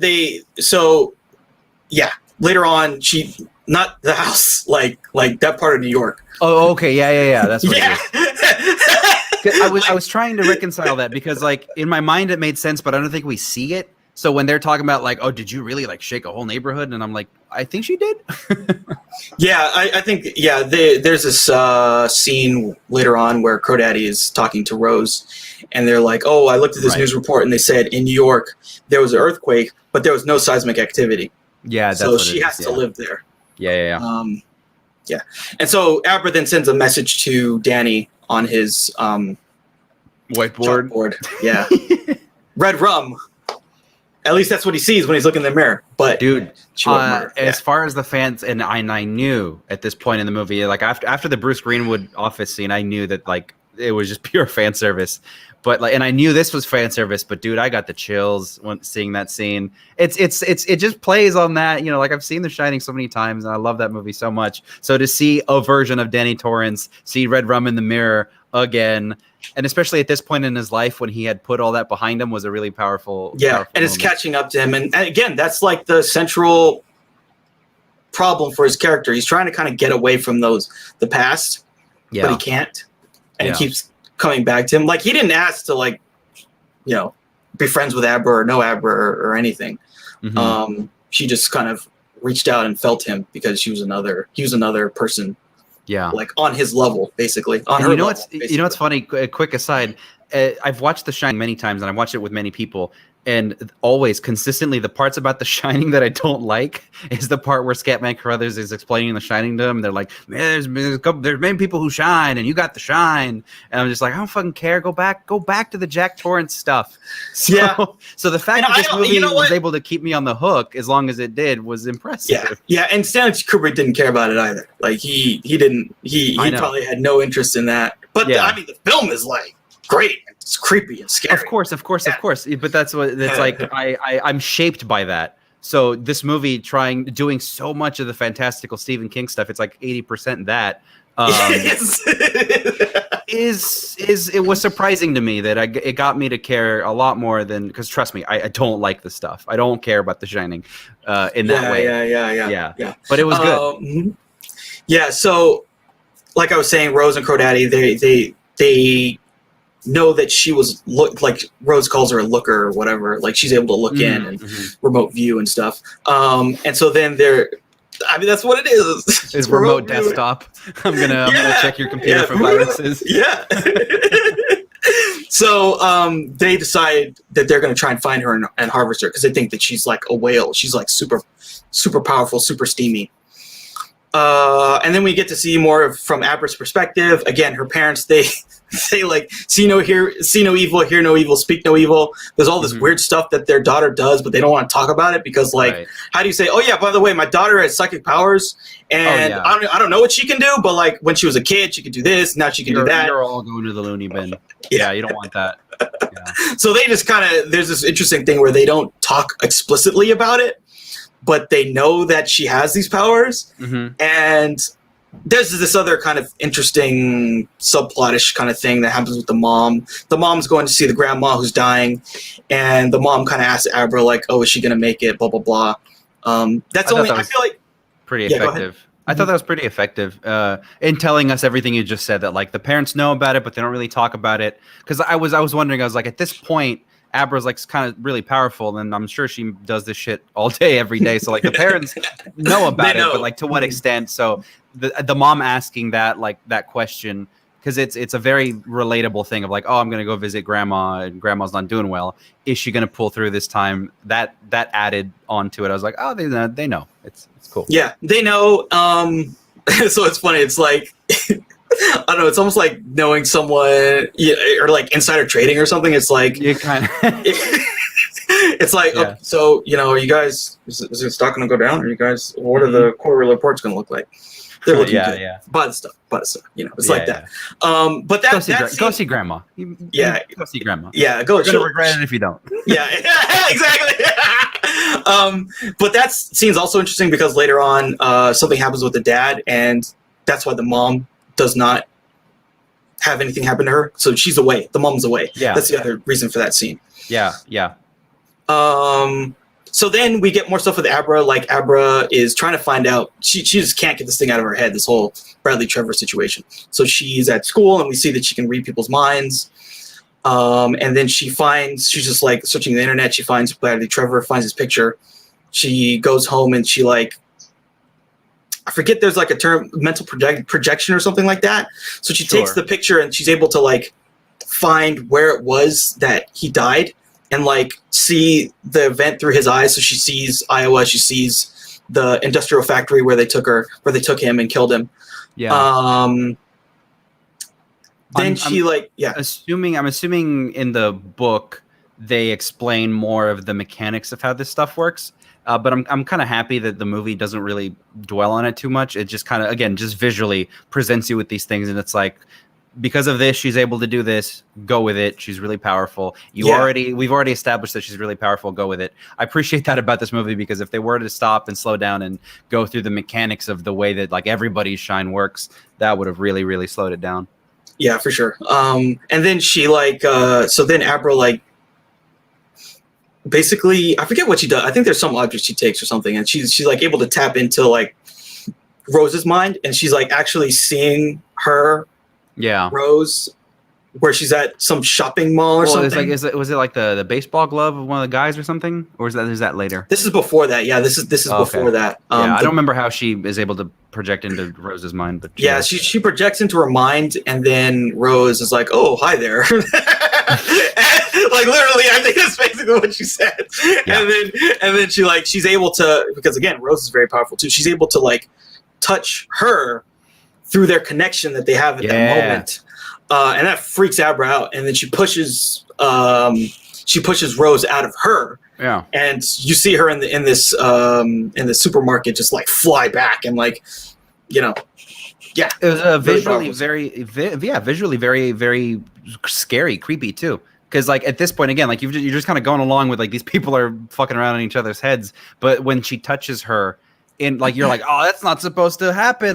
She's touching a little girl. It feels weird, So it was creepy. It was effective. Yeah, especially considering that they want to harvest her, right? Yeah, exactly. Yeah. Yeah, cool stuff. And yeah, I feel like he really just did a great job with all of this stuff, all of the powers. Again, you want to talk about gargantuan task. First, so at the absolute highest level, you're marrying Stephen King with Stanley Kubrick.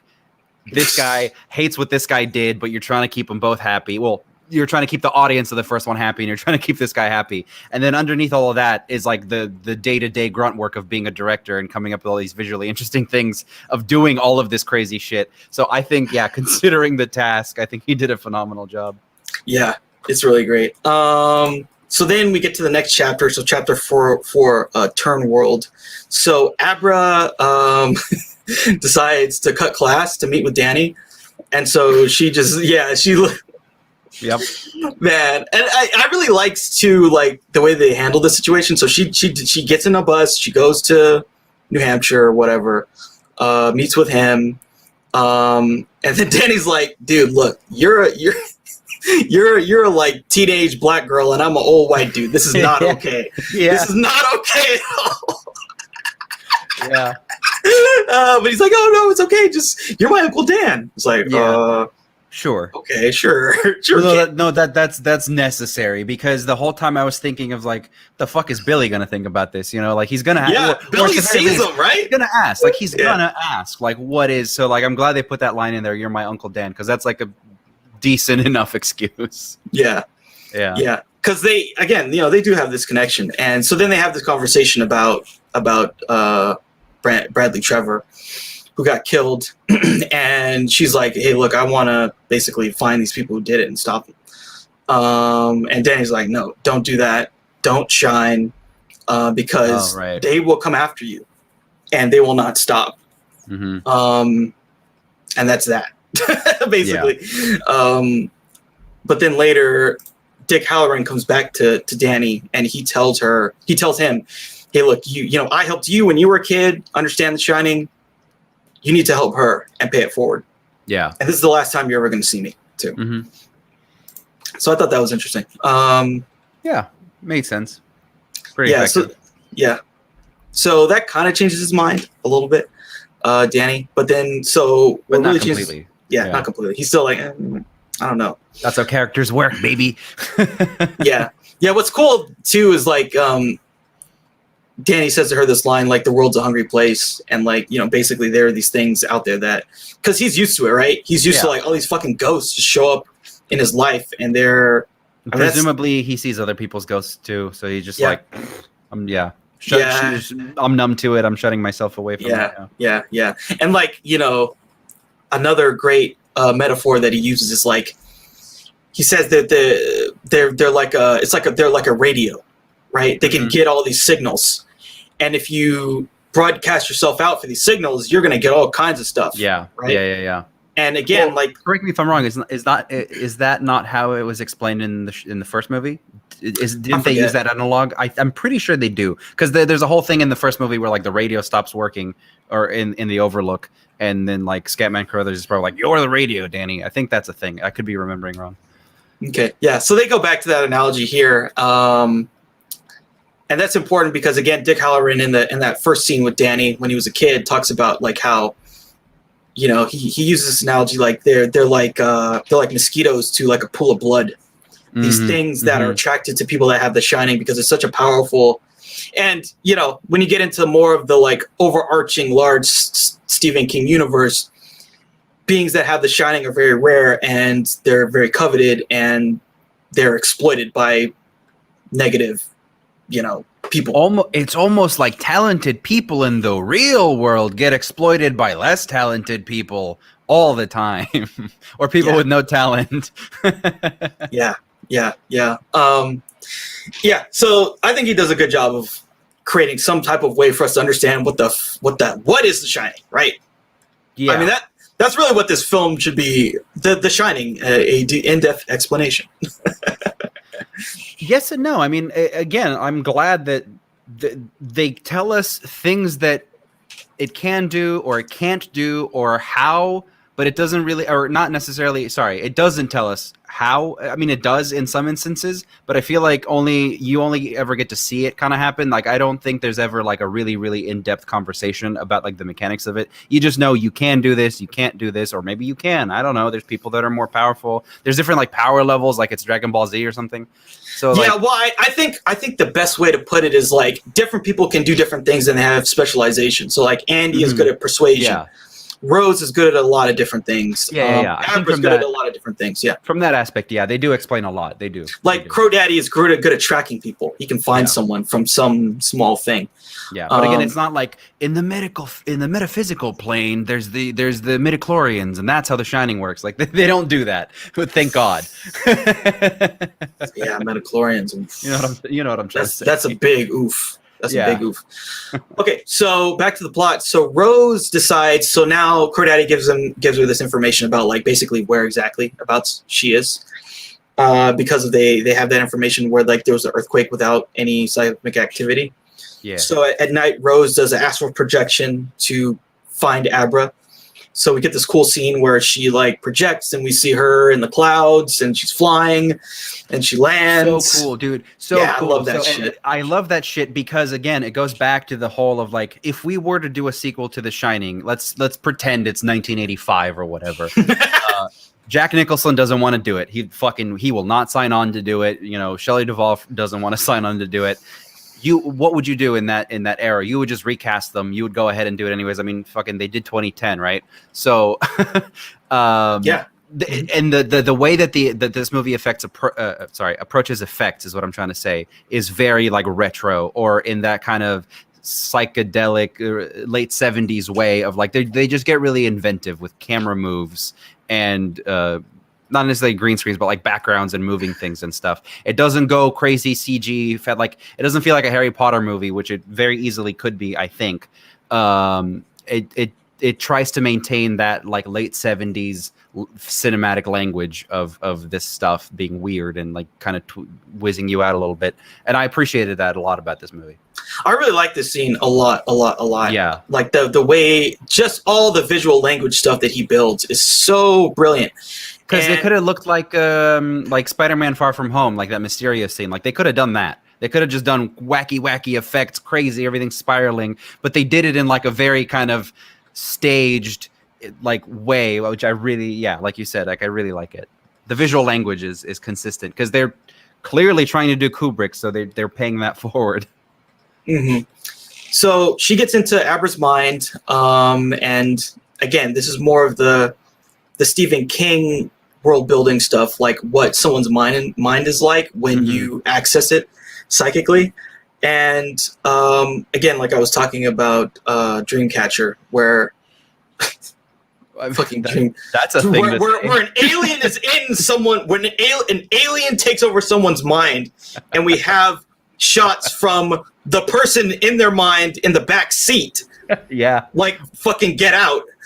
Like, I don't know, it's pretty cool. Yeah. But what's interesting is he basically uses the same stuff that that Lawrence Kasdan did in that to depict the mental landscape, where it's just your mind is like a bunch of files, or the way that Rose defines hers. She's so old that her mind is a cathedral of memories. Yeah. Yeah, and that's so smart because it feels like a throwaway line, and then visually we know I think it's only one shot when what's her face Abra is in Rose's mind, but it looks like a cathedral, and then the viewer is able to be like, oh yeah, they said it's her mind. Yeah. So Rose tries to get into her mind and like read her mind and like read her thoughts. And I think she was trying to implant. Yeah, they had talked about earlier. This is another thing that was Inception, dude. Yeah, she's trying to incept her. Yeah, it's a trap. Sorry, Admiral Akbar. It's a trap. Abra was waiting for her, so then she steals her thoughts, steals Rose's thoughts. Again, it's Mission Impossible with fucking vampire kids gypsies. And then Rose has to like try to get out of there, and she's stumbling and she gets hurt and like her hand gets clamped and she's like, ah, and then she flies out of her mind. It's really cool. Like she's tumbling. And yet this is still the sequel to The Shining. Yeah. Amazing. Yeah. Amazing. I thought the scene was really well done. This whole thing, it's like my favorite part of the movie. Just like the way that they show the astral projection, the fact that he built upon this stuff that's already been established. That's very Stephen King about like what it's like to be inside of someone's mind, the cathedral of memories. I love all that. And that's why I think when I was saying earlier that Mike Flanagan seems to me to be like the guy that gets Stephen King these days, is that clearly he's done his homework, not only just in reading the books and adapting all of these little things, but like the language that has been established, like the cinematic stuff, right? Like it's like you said, like this dude's seen Dreamcatcher, like he's seen he understands like what has led up to this point in terms of Stephen King adaptations, and he's like really, really, really doing a good job with it. So I think like he's absolutely going to keep doing Stephen King movies if we're still able to make movies going forward. Yeah, exactly. So then Rose is like pissed off. She gets angry very easily whenever she's interacts with someone more powerful than her. She's like mad and petulant. But Grandpa Flick is dying. but what they call cycling. Cycling is the world building term for a psychic vampire that dies. Yeah. And so he dies, and then he turns into steam. That's how they die. Yeah. Yeah. Well, I mean, I think cycling is unless there's something that the movie didn't tell me, cycling to me seems like what they call it, because they live tens of thousands of years or whatever. But in the same way, the people who die on Dr. Sleep's watch, they're also cycling, right? But they're just because I believe there's a line in there somewhere where it's just like, don't worry about it, like nobody ever really dies or whatever. It's like we're all just we're turning into something else, so they say cycling without using the word cycling. So yeah, I think so. Danny and Abra both say like there's something after death. There's something after, yeah. Yes. Whereas the vampires like already know, like they're cycling, they're going back up and whatever. It's like the whole like not a reincarnation thing, but it's just like the cycle of life, Yeah, there's some deep level. But there has to be some kind of lore that like the movie just was like, fuck it, I'm not doing this.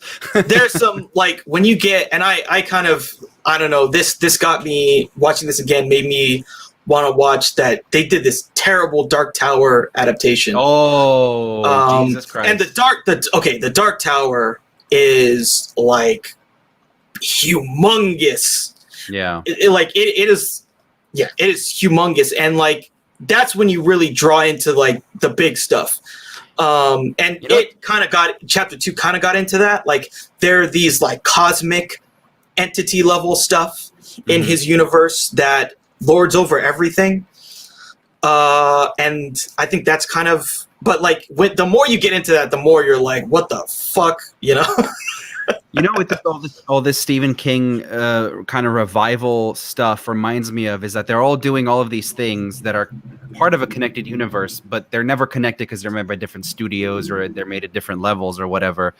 This kind of reminds me of like the late 90s, early 2000s boom of like Marvel movies where like all of the like X-Men was being made and Spider-Man was being made and Daredevil was being made and fucking Elektra and like all these things. And they're all technically part of a connected universe, right? Because Wilson Fisk is in Daredevil, but he's in Spider-Man in the comic books. Fantastic Four was another 2000s Marvel movie. But none of them had the foresight or like the stuff wasn't in place for them to be a connected universe, whereas the MCU kind of did that or did part of that. And I feel like we're in the early 2000s stage of Stephen King movies where like they're marketable and they're profitable, but nobody really has the foundation isn't in place yet for one studio to just kind of keep it all together. Because like a Dark Tower movie should be like the big, like the Avengers, right? Of the Stephen King shit, but like it's also disconnected and so that's a great pain and sadness for somebody who enjoys cinematic universes. And I was watching that movie earlier today, and like there's maybe like 20-30 minutes that kind of works, and like again there's so much fan service. There's like, oh, we're going to universe 1408, and like, oh my god, that was the name of this thing, blah blah blah, and like but like most people wouldn't know what the hell that meant. It would totally go over their head. But there's some cool stuff there. But like the world building that he does on that level is so large. And what's interesting is I feel like Flanagan does it really well here. Yeah. All this world building stuff that you would need for something like that to work, he's doing it so well here, where we just get it. We don't need to be, told it. It doesn't need to be super expository. Yes, exactly. There are these psychic vampires. And when they die, they cycle. They turn into steam. And you see this guy die, and then all these other vampires eat the steam that comes from him. And that just like... Again, whoa. Like a less talented filmmaker would have gotten lost in the sauce a little bit and would have just been like, there's so much detail that I need to get across, so I'm just going to have someone say it, or I'm going to have it written down in a book somewhere, and someone discovers it. And this does a good job of kind of sprinkling it throughout, with the cinematic language. Yeah. Like you said. Yeah, I really liked it. But yeah, we don't get good things in the Stephen King universe yet. We just get not yet, these but good small things. But I feel like this is one of the guys that would be at the forefront of that initiative, I think. If the studios were to get together magically and all agree on something for once. But yeah, I think he would absolutely be one of the guys they would tap. Yeah, that'd be cool. I'd love to see a good Dark Tower adaptation at some point. Yeah. Will it happen? Who knows? At this point, who fucking knows? Yeah, at this point, if Black Widow is incapable of coming out, the Stephen King universe movie is ways off. Yeah, it's ways off, dude. Yeah, unfortunately. Okay, so after Grandpa Flick cycles and dies, and they all use steam. Basically, at this point, Danny talks with Abra, and she's like, I got into her head, this and that. And at this point, he has to decide if he's going to help her or not, and he decides to help her. So Danny and Billy, they're going to go and they're going to drive to Iowa and find Bradley's body. And so then they go there. Abra directs them where he was left, and they dig up his body in a shallow grave, and we see this, the body. And this is right before this point is that point of like, because it's a huge leap of faith for someone like Billy to just be like, all right, so listen, long story short, gypsy vampires exist, and I'm talking to this little girl. So like, it's great that they have that moment where they're like, you've always been able to see me, just please help me out. Yeah. Billy is he really is that guy. Like, there's nothing fake about Billy. Like, he's gonna go to the ends of the earth for you. Even if he thinks you're insane, like he'll see it through just so you can get the help that you need, kind of a thing. So yeah. I like that. Yeah, there's this good conversation where he's like, okay, if you're wrong, like, you're crazy. Right. You're full blown crazy. Like, you believe in gypsy vampires and goblins and that's a problem. But if you're right, it's actually worse, I would say, because if you're crazy, okay, you're crazy. We can get you help. Exactly. But if there's really psychic vampires, I don't know what that means for the world. And they find. So here's a question I have. What'd you think of, like, so Billy's digging him up, and then he gives this anecdote about when he was hunting. Did that work for you, or was it just like seem? No, it did. It's a little random, which sucks, because like I want to like Billy, and I wanted more Billy in this movie, and not to. I mean, whatever. We're gonna probably get through it, but like he dies a little bit later on in the movie, and it should have been a big moment for me. Well, I don't know if for the movie, but especially for me, because I was so attached to this character. But I just feel like we didn't get too much of Billy's backstory, and I think that story was the attempt to build more of Billy. And in movies or in I watch a lot of what they call prestige TV, so like whatever big Netflix shows or HBO shows or whatever, and a lot that's something that they do a lot in those kinds of series, where we don't have a lot of time maybe to spend with these characters, but we'll spend 10 minutes of them telling a story from their past or whatever. And none of that shit ever works for me. I don't like it. I'm not saying it cannot work, but I don't care for it, because we have to really, like, stuff is happening visually constantly, and we're going forward, and now we have to stop and like mentally think about this guy's story, and I didn't really care for it. But that's probably just a me thing. Yeah. I think that's why it exists. Yeah, it does feel a little kind of tacked on. It doesn't. I don't know. It doesn't give me what I want to know about him.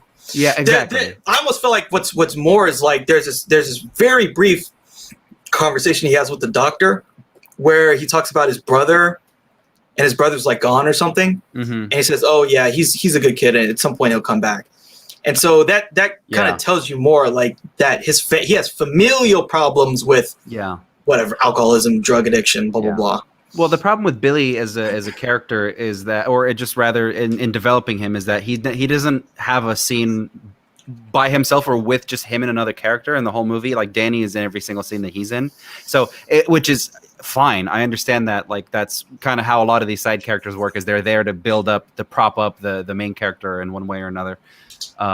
But like, to just like to take time away from the plot for 5-10 minutes or whatever to just talk to Billy or just to listen to him was I mean, it's necessary, I guess, but it didn't really work for me. Mm-hmm. So they I think that then at this point we're into the next chapter 5. It's called Parlor Tricks. So then they're going to meet with Abra. So they bring this the glove that he had to her, and then there's this whole thing with the dad, and the dad's like, "Hey, I mean, it makes sense. Like, what is this 50-year-old white dude doing talking to my 13-year-old black daughter?" Yeah. Like Yeah, that was cool. But then, like, she shows him the truth mentally, projects what she's seen into her dad's head for the first time. And then basically they're like, okay, so there's some things about the scene that are interesting and don't totally work for me. So he goes on, so like the dad's like, okay, I'm calling the cops. And Billy and Danny's like, no, you can't call the cops. These people, they're powerful and they don't care about, anything, and no one can blah, blah, blah. I'm like, well, they're a bunch of, like you said, they're like some fucking roving band of random people. They're not powerful. They're not rich, for sure. I mean, they are psychically powerful, but I wouldn't say that the problem with trying to stop them by calling the cops is that they're like well connected in the government. No. And that's like what he made it out to be, and I was like, is that what he made it out to be? I thought he just said like to me. Oh, okay. No, to me it felt like he just said they're powerful, like psychically, like they're powerful in a way, like not connected to the government order, but like if you were to send the cops after them, then they would just kill the cops, and like you don't want that, right? Or whatever the case may be. And also, but like at the same time, for me, the reason that's a little weird is that like the dad knows that his daughter has these powers, but this is like a new thing. So within 5 minutes, I think he's so confused in his mind that he would call the cops regardless. I don't think he would just believe the 50-year-old man that showed up with his daughter off the bat, no matter what, believes him that vampire gypsies exist. I think he needed a little bit more convincing before we got to the don't call the cops. Yeah, because you want to keep the cops out of the situation from a story perspective, but I think that he could have sold it. Because the audience is going to think about that. That's why. The audience is like, why didn't he call the cops? So that's why that conversation's in there. Yeah, exactly. I don't know. That was something that kind of... Why did they take their helmet off when they got to the alien planet? Yeah. Okay, so then Abra is able to use her psychometry, so she like is able to like touch the glove and see the guy who took his glove where he's at currently, and they see that they're driving to New Hampshire. So they set a trap for him. They go to Abra and Danny and Billy. They go to some location. The True Knot shows up. They come there, and Abra's not really there. She's actually at home. And so then Danny and Billy, they just fucking blast these people. Shoot a bunch of them. Very cathartic. These they're just ripping into the, and again going back to Billy's story, like it serves the plot in that Billy has guns, and he knows how to shoot guns, so there's that. So we don't have to explain why these guys are like expert marksmen. Danny, I don't understand why he's an expert marksman, but whatever. Yeah, he's hitting those shots, man. He's he's headshot, boom, headshot. He's killing them. He's taking them out. But then unfortunately Billy dies because Andy tells him to kill himself right before she dies. Knew that was gonna happen too. I was just like, oh fuck, she's gonna do it, and then she did, and then it happens really fast in that shocking movie way, not quite in the Departed way, but like similar. And you're just like, fucking no. It was almost super effective if we had just spent maybe 10 more minutes with Billy, but I know we don't have time for that, and I understand that. But then Crow Daddy knew it was a trap, so he goes to the house, gets Abra, which at this point there's just so much mental double crossing going on that you're just kind of okay with it. You're like, oh, I guess he knew about it. I guess that makes sense, It's off the strength of the stuff that they've already set up that you buy into this stuff, exactly. Maybe on like a beat by beat basis you'd be like, what the fuck, how, why? And then Crow Daddy kills the dad. There's a lot, and so now this was another moment for Danny. And then right? Rose is like feeling all of this at the same time, and she's like, yes. No. But like, if they stopped for a second, you'd be like, well, if Rose is omega powerful and she could project into this girl's house, like, why isn't she doing something? I don't know if that's covered up at all. But yeah, it's kind of, you just go with it at this point. Yeah, you just go with it, I think. Because that's the downside of like doing too much with this stuff, because then you don't have a lot of angles where you can actually get the plot to happen. Exactly. Yeah. But we need this to happen. We need to get through this. Yeah, we need to get through this shit because we have a third act We're not even there yet. And it's like the third act is like crazy, interesting choices. So Danny, now he's at another turning point, and he's like, he goes to Abra's house. Her dad's dead. He got stabbed in the chest by Crow Daddy. She's gone. Billy's dead. What's he going to do? He thinks about drinking.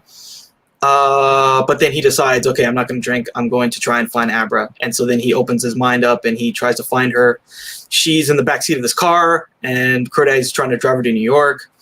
Danny then goes into her body, and Crow Daddy and Danny have this conversation, and then Danny makes him crash the car. He controls it for a bit, and then he crashes the car. Crow Daddy dies. I don't necessarily care for the gotcha moments in movies, and they do this a lot in like Marvel movies and like bigger kind of action movies like Mission Impossible and shit like that, where there's like a one-liner before the thing happens, just like, it's a typical fitting. You wouldn't be wearing your seatbelt, would you? And he's like, what? And then he crashes the car. Yeah.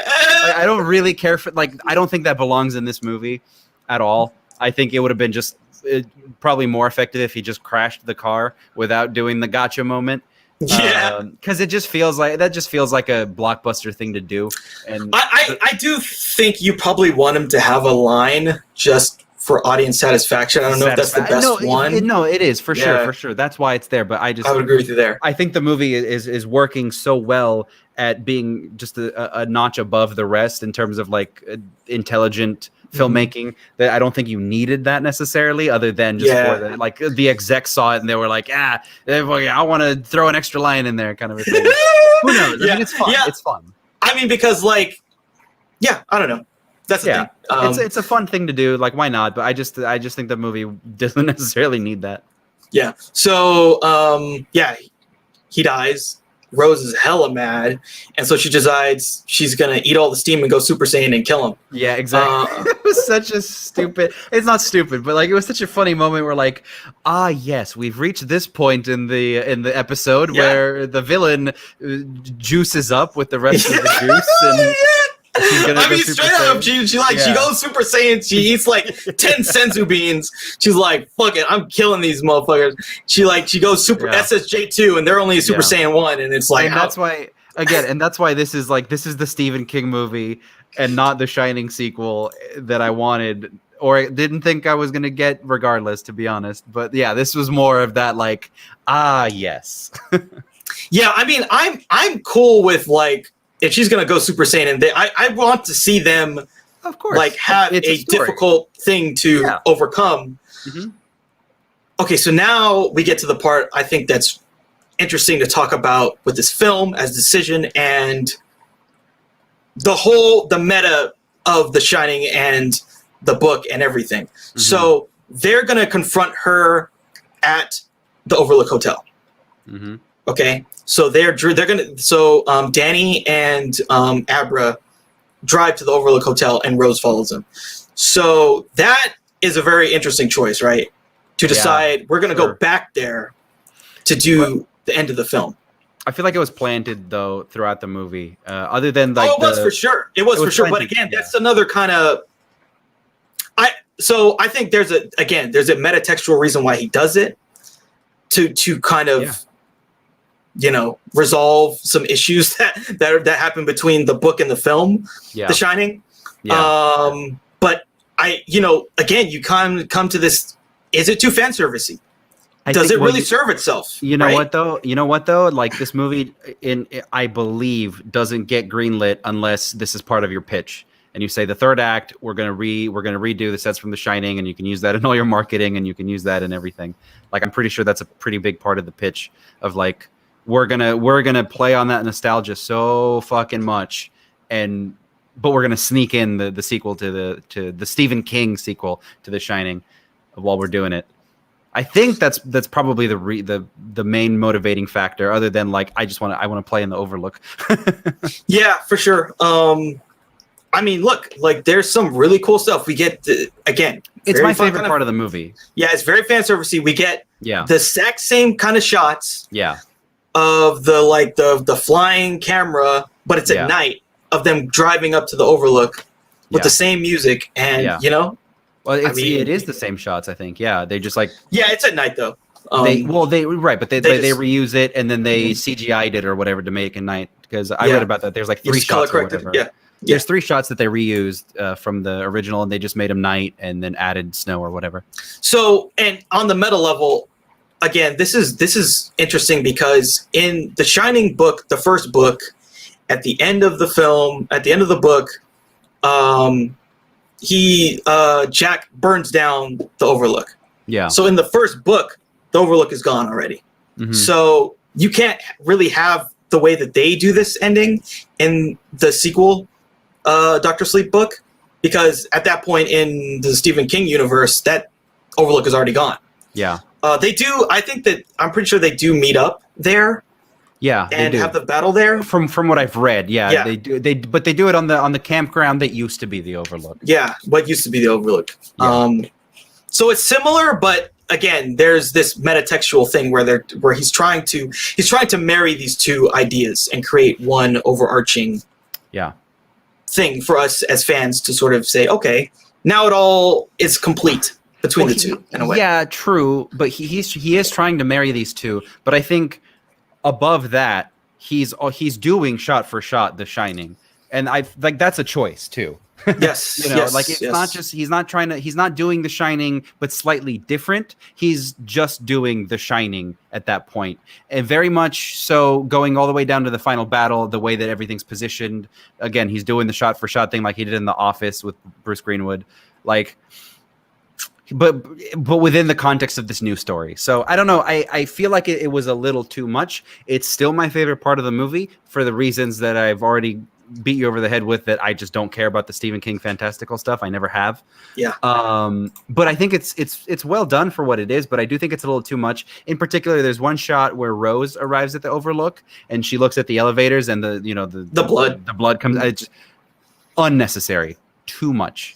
Too much. But that has no meaning to her. She just kind of sees it and smiles. Well, I can kind of justify that because again, she's a very powerful Force user, as it were. Sure. So that's how people that have The Shining interact with the hotel. Yeah, and that's feels why like she saw it. Yeah. No, yeah, I understand. Crazy. Yeah, I understand why she sees that, and it does work, and that she's cozy with it. It is fan service, but I can justify that on a certain level because she's never been in the Overlook, and she doesn't understand it. She doesn't understand its power. And yes, you can say all of these things, but like, let's be honest, it's there for fan service. Yeah, it's there for fan service. 100%. It is. Yeah. And that's why I think there's. I don't know. To me, what doesn't work is there are certain moments we'll get into where it just came off as goofy and weird. It's like, okay, I don't. It just borders a little bit too much. It devalues The Shining for me a little bit. It's the thing where like whatever you want to think that all of those symbols have a meaning in The Shining within that story, right? Or if they don't, they're put in there to kind of for the sake of that movie specifically. And when you take those things and you just kind of do them for the sake of doing them, or you do them just to be like, hey, remember that thing? It devalues it for me. Like in particular, the Mrs. Massey comes up throughout this movie. It's a thing for Danny, but then Abra interacts with her at the end of the movie, and it's just like, I feel like Mrs. Massey is a very specific manifestation or something that means very specific things to Jack or Danny, and it doesn't belong in I don't need to see it. Basically what I'm trying to say is that just overusing the visual things, if it devalues the original intent a little bit. Yeah. Okay, so this is the final part, Chapter 6, What Was Forgotten. So they get to the Overlook, Rose is coming, Danny is going to go and wake up the hotel, so he's turning everything on, going into all the rooms. Mm-hmm. Again, fan service, he sees the room where his mom, the famous axe stuff, and then we get a flashback, we see Alex Esso as Wendy. Yeah, he's looking through it, that marketing image, right? He's looking through the thing like Jack Nicholson, Yeah, we get to see all that stuff, and so then he goes into the hotel. What is it? Is it the ballroom? Right? Yeah. It's the ballroom. Yeah, the ballroom with the bar. Yeah. And guess who's at the bar? It's his dad. His dad is now the bartender. Yeah. Played by everyone's favorite Henry Thomas, aka Elliot, all grown up now. Haven't seen him a lot recently. He is another Flanagan guy. He's in a lot of Flanagan stuff. Correct. He recently did this commercial as Elliot grown up. I don't know if you saw that. I don't think so. No. Yeah, it's interesting. I think it was a cool ad. But yeah, I think E.T. showed up again. Oh, because they did the Home Alone ad with Macaulay Culkin too. Yeah, and Joe Pesci, I think. But anyways, Joe Pesci showed up for that? He did. You look it up. He showed up for the Home Alone thing. Oh my God. Anyways, I didn't think so. Up to this point, they had, they've taken us back to the Overlook in the sense that like it was flashbacks or like what happened right after The Shining. But I did not think that they were going to bring Jack into this, the dad. I didn't think at all for reasons of you can recast, maybe Shelley Duvall. You can recast maybe Scatman Carruthers. You cannot recast Jack Nicholson. I don't think. But they did it anyways, and I applaud them for it. But I thought that they were going to be. I didn't think there was going to be a feature into this. I thought he would be, if anything, be like a CG apparition or something, or repurposed footage or something like that. I didn't think he would actually have a speaking role. But since he does, then this is fine. This works pretty well. I thought the scene was pretty well written. It's interesting how their interactions happen, and there's some really good. Danny's trying to empathize with him, but he's just, there's nothing there. Yeah. It's good. It closes that that chapter on Danny's like alcoholic dad arc. yeah, and like the whole time he's trying to get him to drink. He's like, Danny's like, I don't drink anymore. Sorry. Take your medicine. Take your medicine. Yeah, he refers to it as medicine.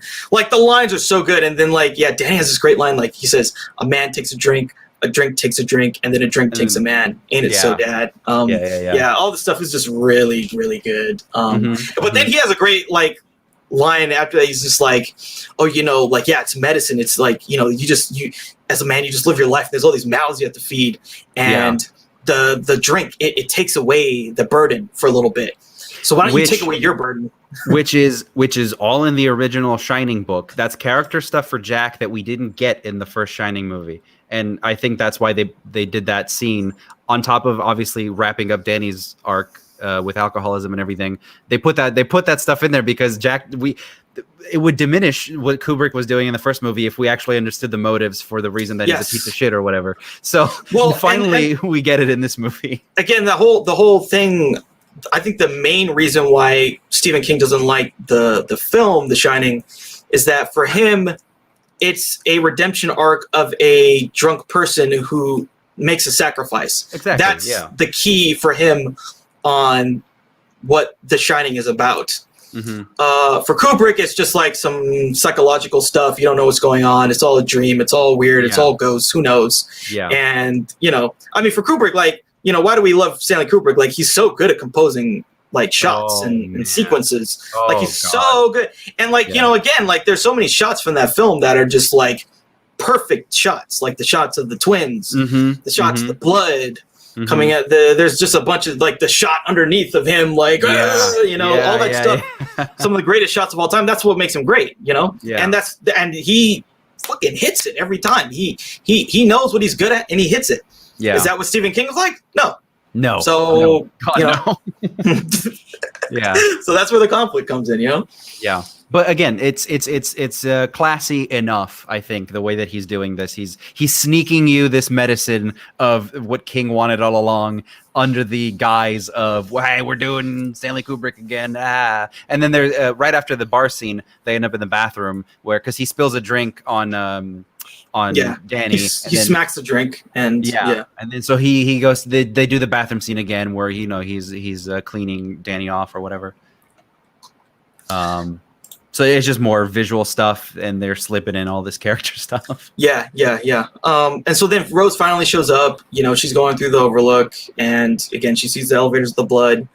She confronts Dan and Abra. There's some more psychic battles. Yeah. I mean, that's what it is, right? They go. Oh, hello there. Yeah. Why, hello there.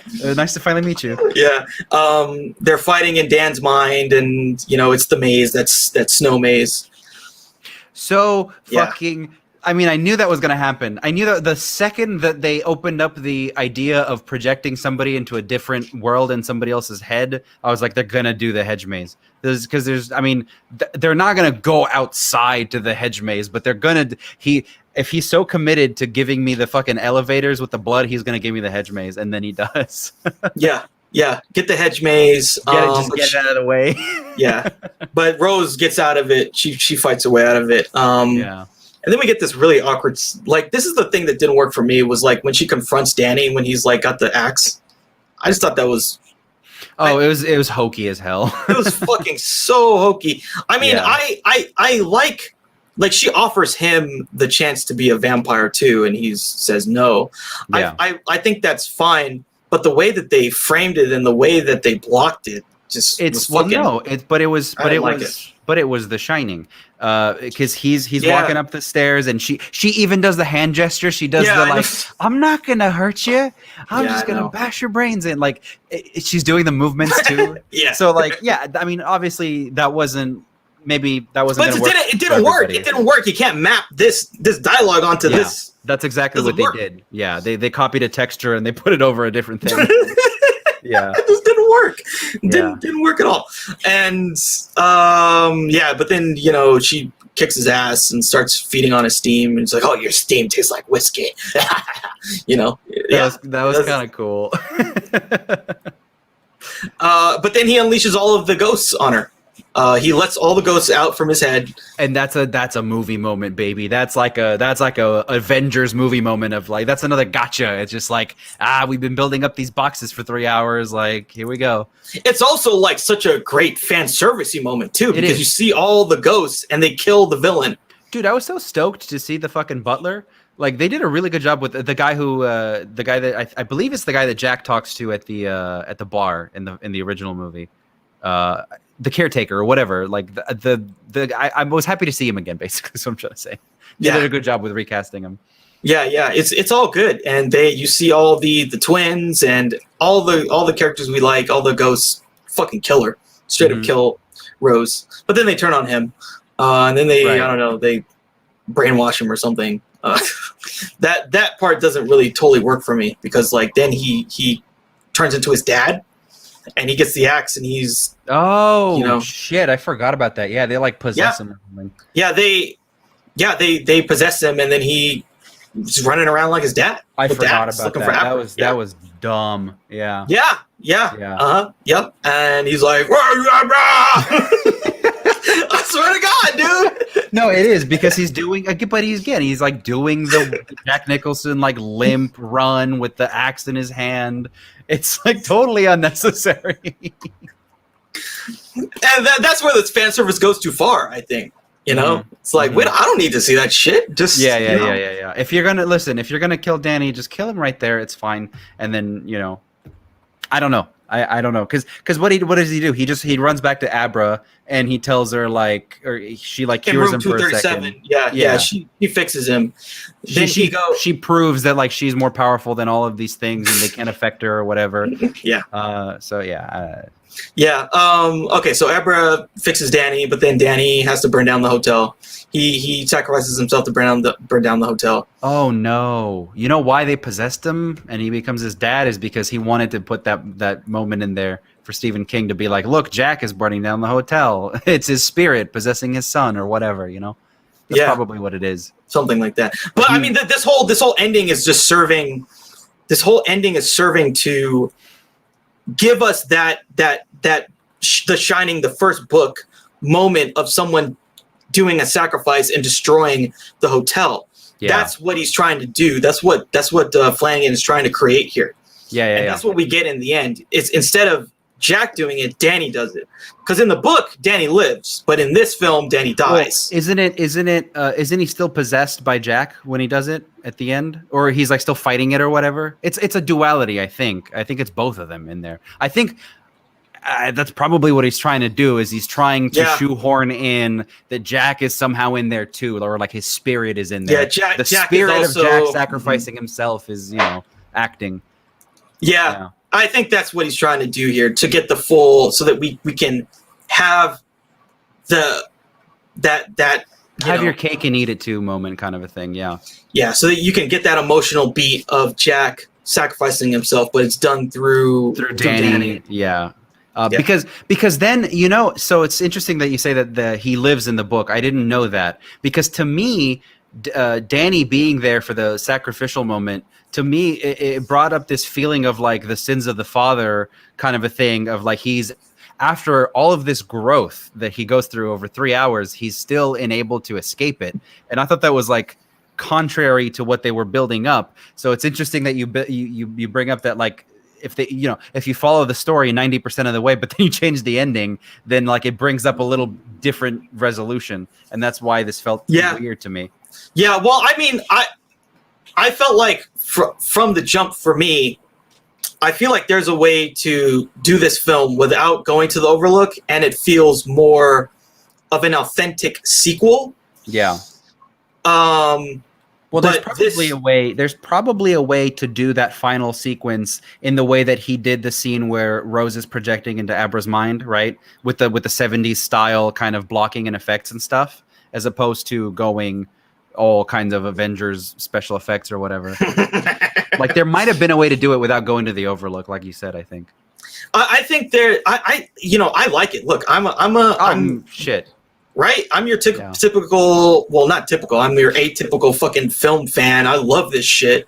Yeah. I get the feels from it, from seeing the Overlook, from seeing them recreate scenes, from seeing those ghosts again, fucking kill her. All that stuff satisfies me. But for me, it really feels like basically there's the Dr. Sleep story. The Dr. Sleep story ends after they kill off all the True Knot and Danny finds Abra. Then there's like almost like a whole nother movie where they decide to go to the Overlook. That whole thing is like its own film to me. It feels like, and it's a little disjointed, but I understand, because he's trying to. There's a metatextual thing here. He's trying to marry these two things, and we've gone over that, but it's like it still feels hard to accept. Yeah, that's why for me it doesn't work totally. But there are there's just, I don't know, there's just too many moments that just, again, the mapping doesn't work. It doesn't stick. I just think that he proves early enough that he's strong enough on his own to do this kind of horror, that if he were just left to do this story without having to force it and map it over The Shining, that he could have done just as good a job as he does in the first half of the movie, carrying it all the rest of the way through. I think that's the disconnect, and the kind of the problem there is that, like, if he didn't force himself to do it that way, he could have come up with something original that would have been just as effective as the first half of this movie. It was never going to be as effective as The Shining, right? Because that's like a moment in time is the reason why that's effective. But he could have done something cool and interesting, And this is cool and interesting too. There's a lot of stuff that I like, but there's a lot of things that just don't totally work. Yeah. But yeah, that's how that is resolved. Abra lives, he dies. Abra goes home, and she sort of talks to Danny as a ghost. And then the last thing we see is Abra sees the woman from room 237 in her bathroom, and she basically takes her out. I hate that shit so much. Yeah. I hate it so much. I hate it with the fiery passion of 1,000 suns. I hate when you take something that is somebody else's trauma. In this case, it's like a different movie's trauma, and then you force it on another character. I don't like that at all. Like, there's no connection between Abra and Mrs. Massey at all, and it's just there for the sake of being like, look at this new powerful girl. I don't even know why it's there, to be honest, other than maybe to bookend the film, because that's how the film starts with Danny, I guess, to complete that transformation. I don't think that's in the theatrical. Okay. But yeah, I mean, visually, it bookends the film. Like, visually, it's a callback to something that we saw in the beginning. I get it. But, like, again, I just hate that stuff of just, like, the stuff exists in the original work for a reason. Just kind of, you can't just, like, force it into different things. Yeah. So, I don't know. Maybe there's a reason for it in the book, but it's not, it's not explained. Yeah. So that basically covers it. So yeah, overall, what were your thoughts? What would be your rating for this one? Can I tell you something? I just kind of remembered really the another big reason I didn't care to see this movie when it came out, other than Warner Brothers came out and they were like, we're doing the sequel to The Shining, and I'm like, how fucking dare you? That I didn't. So the fan service stuff is still my favorite part of this movie. The chapter 6 is still my favorite chapter in this whole movie. I think what he does throughout, it just builds so well, and it's extraordinarily good filmmaking for the level of film that he's doing. Because I imagine, again, time and budget and producers and everyone's rushing him and stuff. The way that it came out is superb. But I still like the stuff the best at the end because it's just doing Kubrick again, and I wanted more Kubrick. It's like 20% Kubrick, 80% King. This movie is, which is fine. But personally, I wanted more Kubrick. But what I really think, who I think did it just as good and did it earlier, was the sequence in Ready Player One where they go to the Overlook. I've at that point, like, honestly, that satisfied me. Because I think that's the best part of that film. Basically, it is but it wasn't mapping. It wasn't mapping a new story onto it. They were just doing the fan service.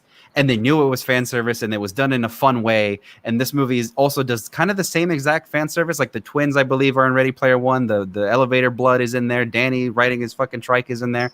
So like, I had already seen this be done and redone and done by Steven Spielberg, right? And so like, it didn't really have that much of a drawing power. I don't know. I just wanted to say that I felt like Ready Player One did a good job with it too. Maybe it's too much Shining at this point. Too much Shining worship, but I like this film. I think it's a really, really, really, really good film. I don't know. Personally, I don't really care for the story that much, but I think it's exceptionally well done. I'd give it like a 7.5, I think. Yeah, I'll give this an 8. I liked it from the jump. I'm into the world building, fantasy, crazy Jedi shit. I like that. I like it a lot. And I like that he did it so well in this. He did it so well. There are definitely times when it's done terribly. This one is by far one of the best depictions of all that stuff in any media. Absolutely. And it sets a pretty, considering all the fucking wham bam fantastical shit, it sets a very consistent tone where it doesn't go too far in one way or the other. I think that's worth lauding. Yeah, for sure. And he's having to deal with a lot, right? Exactly, like it's not easy to marry like a film from someone like Kubrick and then the book from Stephen King, and then make the book a sequel to a book and a sequel to a film, and then resolve all the issues in the two, of which there are many. That's really hard. It's really, really hard. But yeah, I think he does a good job of creating something that works for both, which I think has to be said is like an amazing accomplishment. And as I said earlier in the review, Stephen King really likes this, and he said that it sort of softened him on his feelings on The Shining, the Kubrick version. So I think that says a lot in terms of how well he adapted this.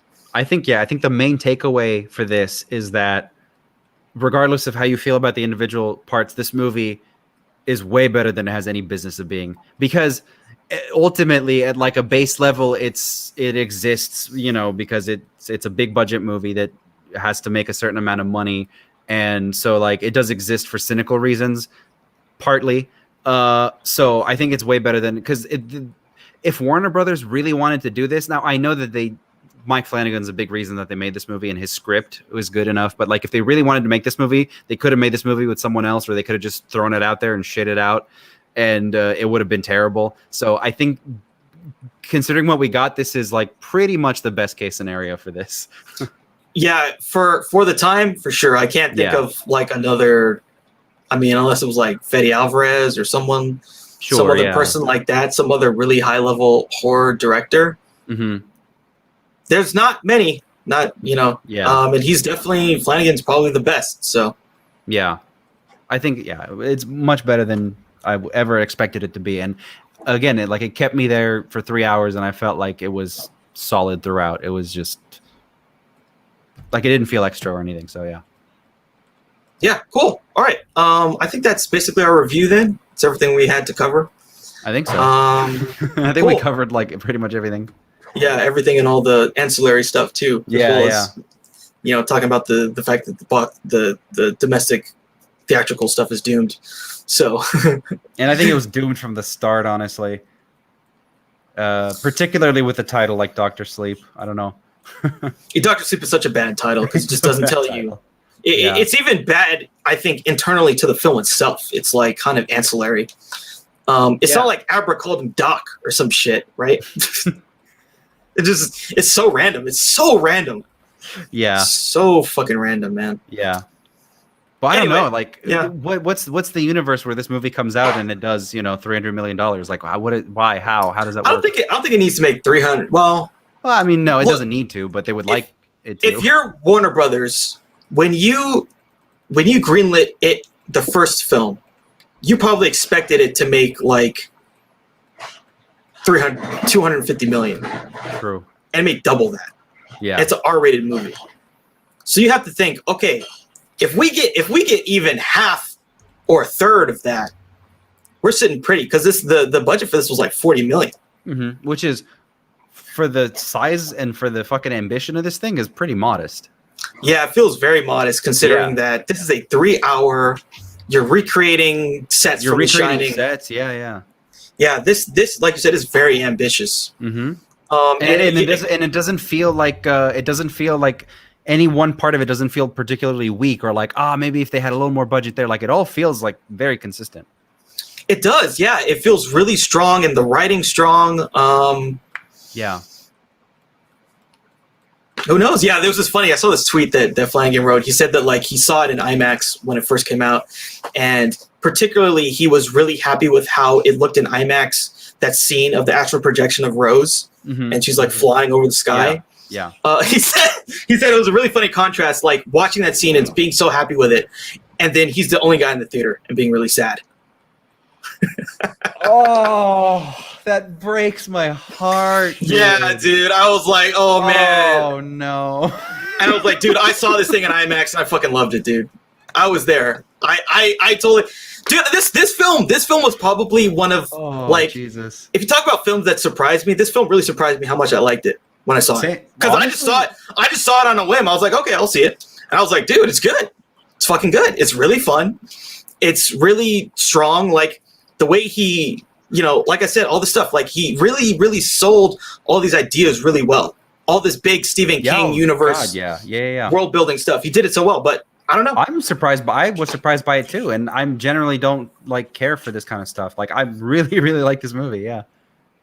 Yeah, but I don't know. That's one to like someone needs to write like a SWOT analysis on like why this thing didn't work because it's a. My only hope is that, and they did this a little bit when they put the director's cut on HBO Max, and they were like, "Yeah, I gotta get the director's cut on HBO Max," even though they put it out on Blu-ray.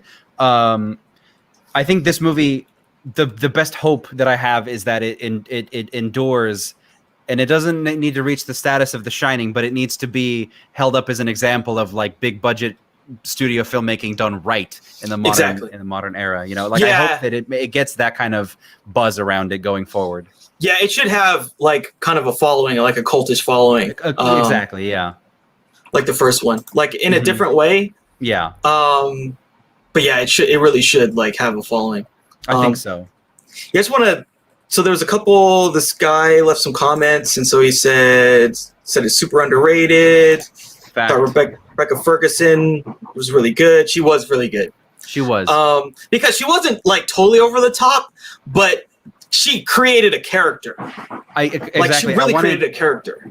I wanted to mention that like she doesn't really have much of a character. Like she is just like the big bad witch kind of.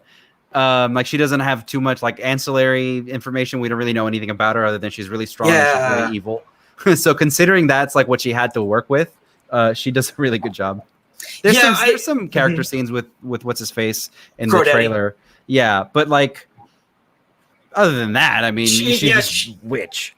She is kind of pure evil. But not over the top. I feel like the contrast between her and Crow Daddy is what makes the thing interesting, because he's like the angel on her, and she's like the devil, and he's like always trying to like moderate her, like keeping her intensity. In check. He's like the speed limiter, and then once he gets removed, she just goes full. She goes full. Yeah. Yeah, and so then he said the third act felt like studio manipulation. Yeah, I feel like the third act, but you were saying that they rewrote it or something. That's something that you. No, I think I think what I was trying to say is that they rewrote the third act from the book. They said it from at the book, Overlook. Dr. Sleep. Yeah. That's what. Yeah, totally. Yeah, they did change it. Yeah. Yeah. I don't know. I mean, I think you're probably right that they want that stuff because they want to sell the nostalgia in marketing. That's a strong thing. I mean, for me, that's got to be part of the pitch at least. Yeah, but I'll say this: like, if the other side of it is, you could do it without it and then save money, and that's the trade-off, right? Yeah, but then they can't say that like, look, we went back to the Overlook. Look what we like. But what if you save like $10 million in budget because you don't have to recreate all the stuff? Like, I don't know if it was that much, but it was probably a fair amount of stuff that they I don't know. I don't know how much this was a studio. It seemed, I really feel like they kind of were a little hands off with what they let him do a lot. Honestly, I think so. And I think he wanted to, like, though, if that was truly studio manipulation, I feel like those scenes wouldn't have felt as like earnest, because he takes a long time with Danny waking up the Overlook and stuff. Yeah. Absolutely. The stuff that really didn't work for me is when Rebecca Ferguson gets there and she's seeing all this shit, and that felt a little like, come on. Yeah. Like maybe that was somebody that at the studio was like, more, and I didn't see the elevator yet, more. That's the only thing I can think of. Yeah, and so this guy says Dr. Sleep reminded me of Cronenberg's Scanners. I just saw that. I actually reviewed that with someone from I guess our podcast network. Scanners, I don't know if you've seen that, but recently. Oh yeah. I go through like a Cronenberg phase every year. Yeah, Scanners. I saw it for the first time, and it feels very like X-Men-y. Yeah, it does. And like the power, because like Scanners, the power set the Scanners have is they can use their mind. And they can do all kinds of stuff. They can like we see Scanners go into computers, hack a computer with their mind. They go into people's mind. They make people see other things. Like this woman makes someone see their mother, their dead mother. Mm-hmm. So yeah, Scanners, it's a similar like psychic ability. The ability, yeah, but I feel like the execution of that film is a little different. It feels more. Well, the budget's so much lower. The budget's lower. It feels more like a Cold War spy thriller, I think, more than But I mean, valid point, I guess. Yeah, it's the same kind of powers. Except, Cronenberg's going to Cronenberg, so he's going to like blow some shit up and he's going to make it exactly. The payoff is like, I can go into your mind and then make your fucking head explode. Exactly. This one is more like I'm going to eat you. Right. I'm gonna sniff your soul or whatever. Again, it's more fantastic. It's more fairies in the woods versus the TV is cancer. yeah. Videodrome. For Cronenberg, his payoff is always some kind of a body horror. Exactly. Right? That's what. Yeah. Exactly. So in the Stephen King universe, it's more like there is this, like you said, there's a fairy out there that's going to fucking eat you and kill you. Yeah. And especially if you're a kid, you are dead. Right. There's going to be some, and it's always some, again, like it is literally an alien from space that is a Cthulhu-esque horror. Right. Yeah. But then it takes the figure of a clown, but it is a Cthulhu-esque horror creature of cosmic proportions. Okay, in Cronenberg it would just be like something you see the lights and then your head explodes, right? Yeah, in Cronenberg it would be exactly, like a fleshy. The balloon is made out of flesh or something, and it explodes. There's blood. Yeah. Like, that would be great. Yeah. That would be really good. I'd like to see his version of it. So I was doing research, and so apparently they did a Bollywood version of it. Yeah, they did a Bollywood version of it. Did not know that. Yeah, I was looking at some stills of like what the clown looked like. I was like, whoa, it's very low budget, but okay. Well, because they have like infinite money over there. As far as I'm concerned, Bollywood could just make whatever the fuck they want. Yeah, dude, it feels like they really do have infinite money. They just make everything. Yeah. Okay, cool. Yeah, I think we covered everything. Do you have any last thoughts? No, I'm glad you like dragged me kicking and screaming to watch this movie because I wasn't gonna. Because again, I still had all those reservations and I had all those things in my head. I'm like, how fucking dare you do The Shining, rah! But I had read and I knew up here that people were receptive to it, but I just had to watch it, and I'm glad I did. And I'll probably watch it again, honestly, because I don't do repeat viewings unless it's like something like Cronenberg or like The Irishman or like a director that I really like. But I'll probably do repeat viewings of this one because I thought cinematically it's full of so many good ideas of how to get information across visually and stuff like that. I think there's a lot. There's a lot of great stuff. I think I've seen it probably, like I said, like within when it came out and it was released on VOD. When I bought it on Amazon, I bought it right away, and I think I watched it probably like 4 or 5 times within the first like 2 weeks I had it. There's something about the storytelling that really works. Got to get that 4K Blu-ray of it now. I have the director's cut, but that didn't get put out in 4K.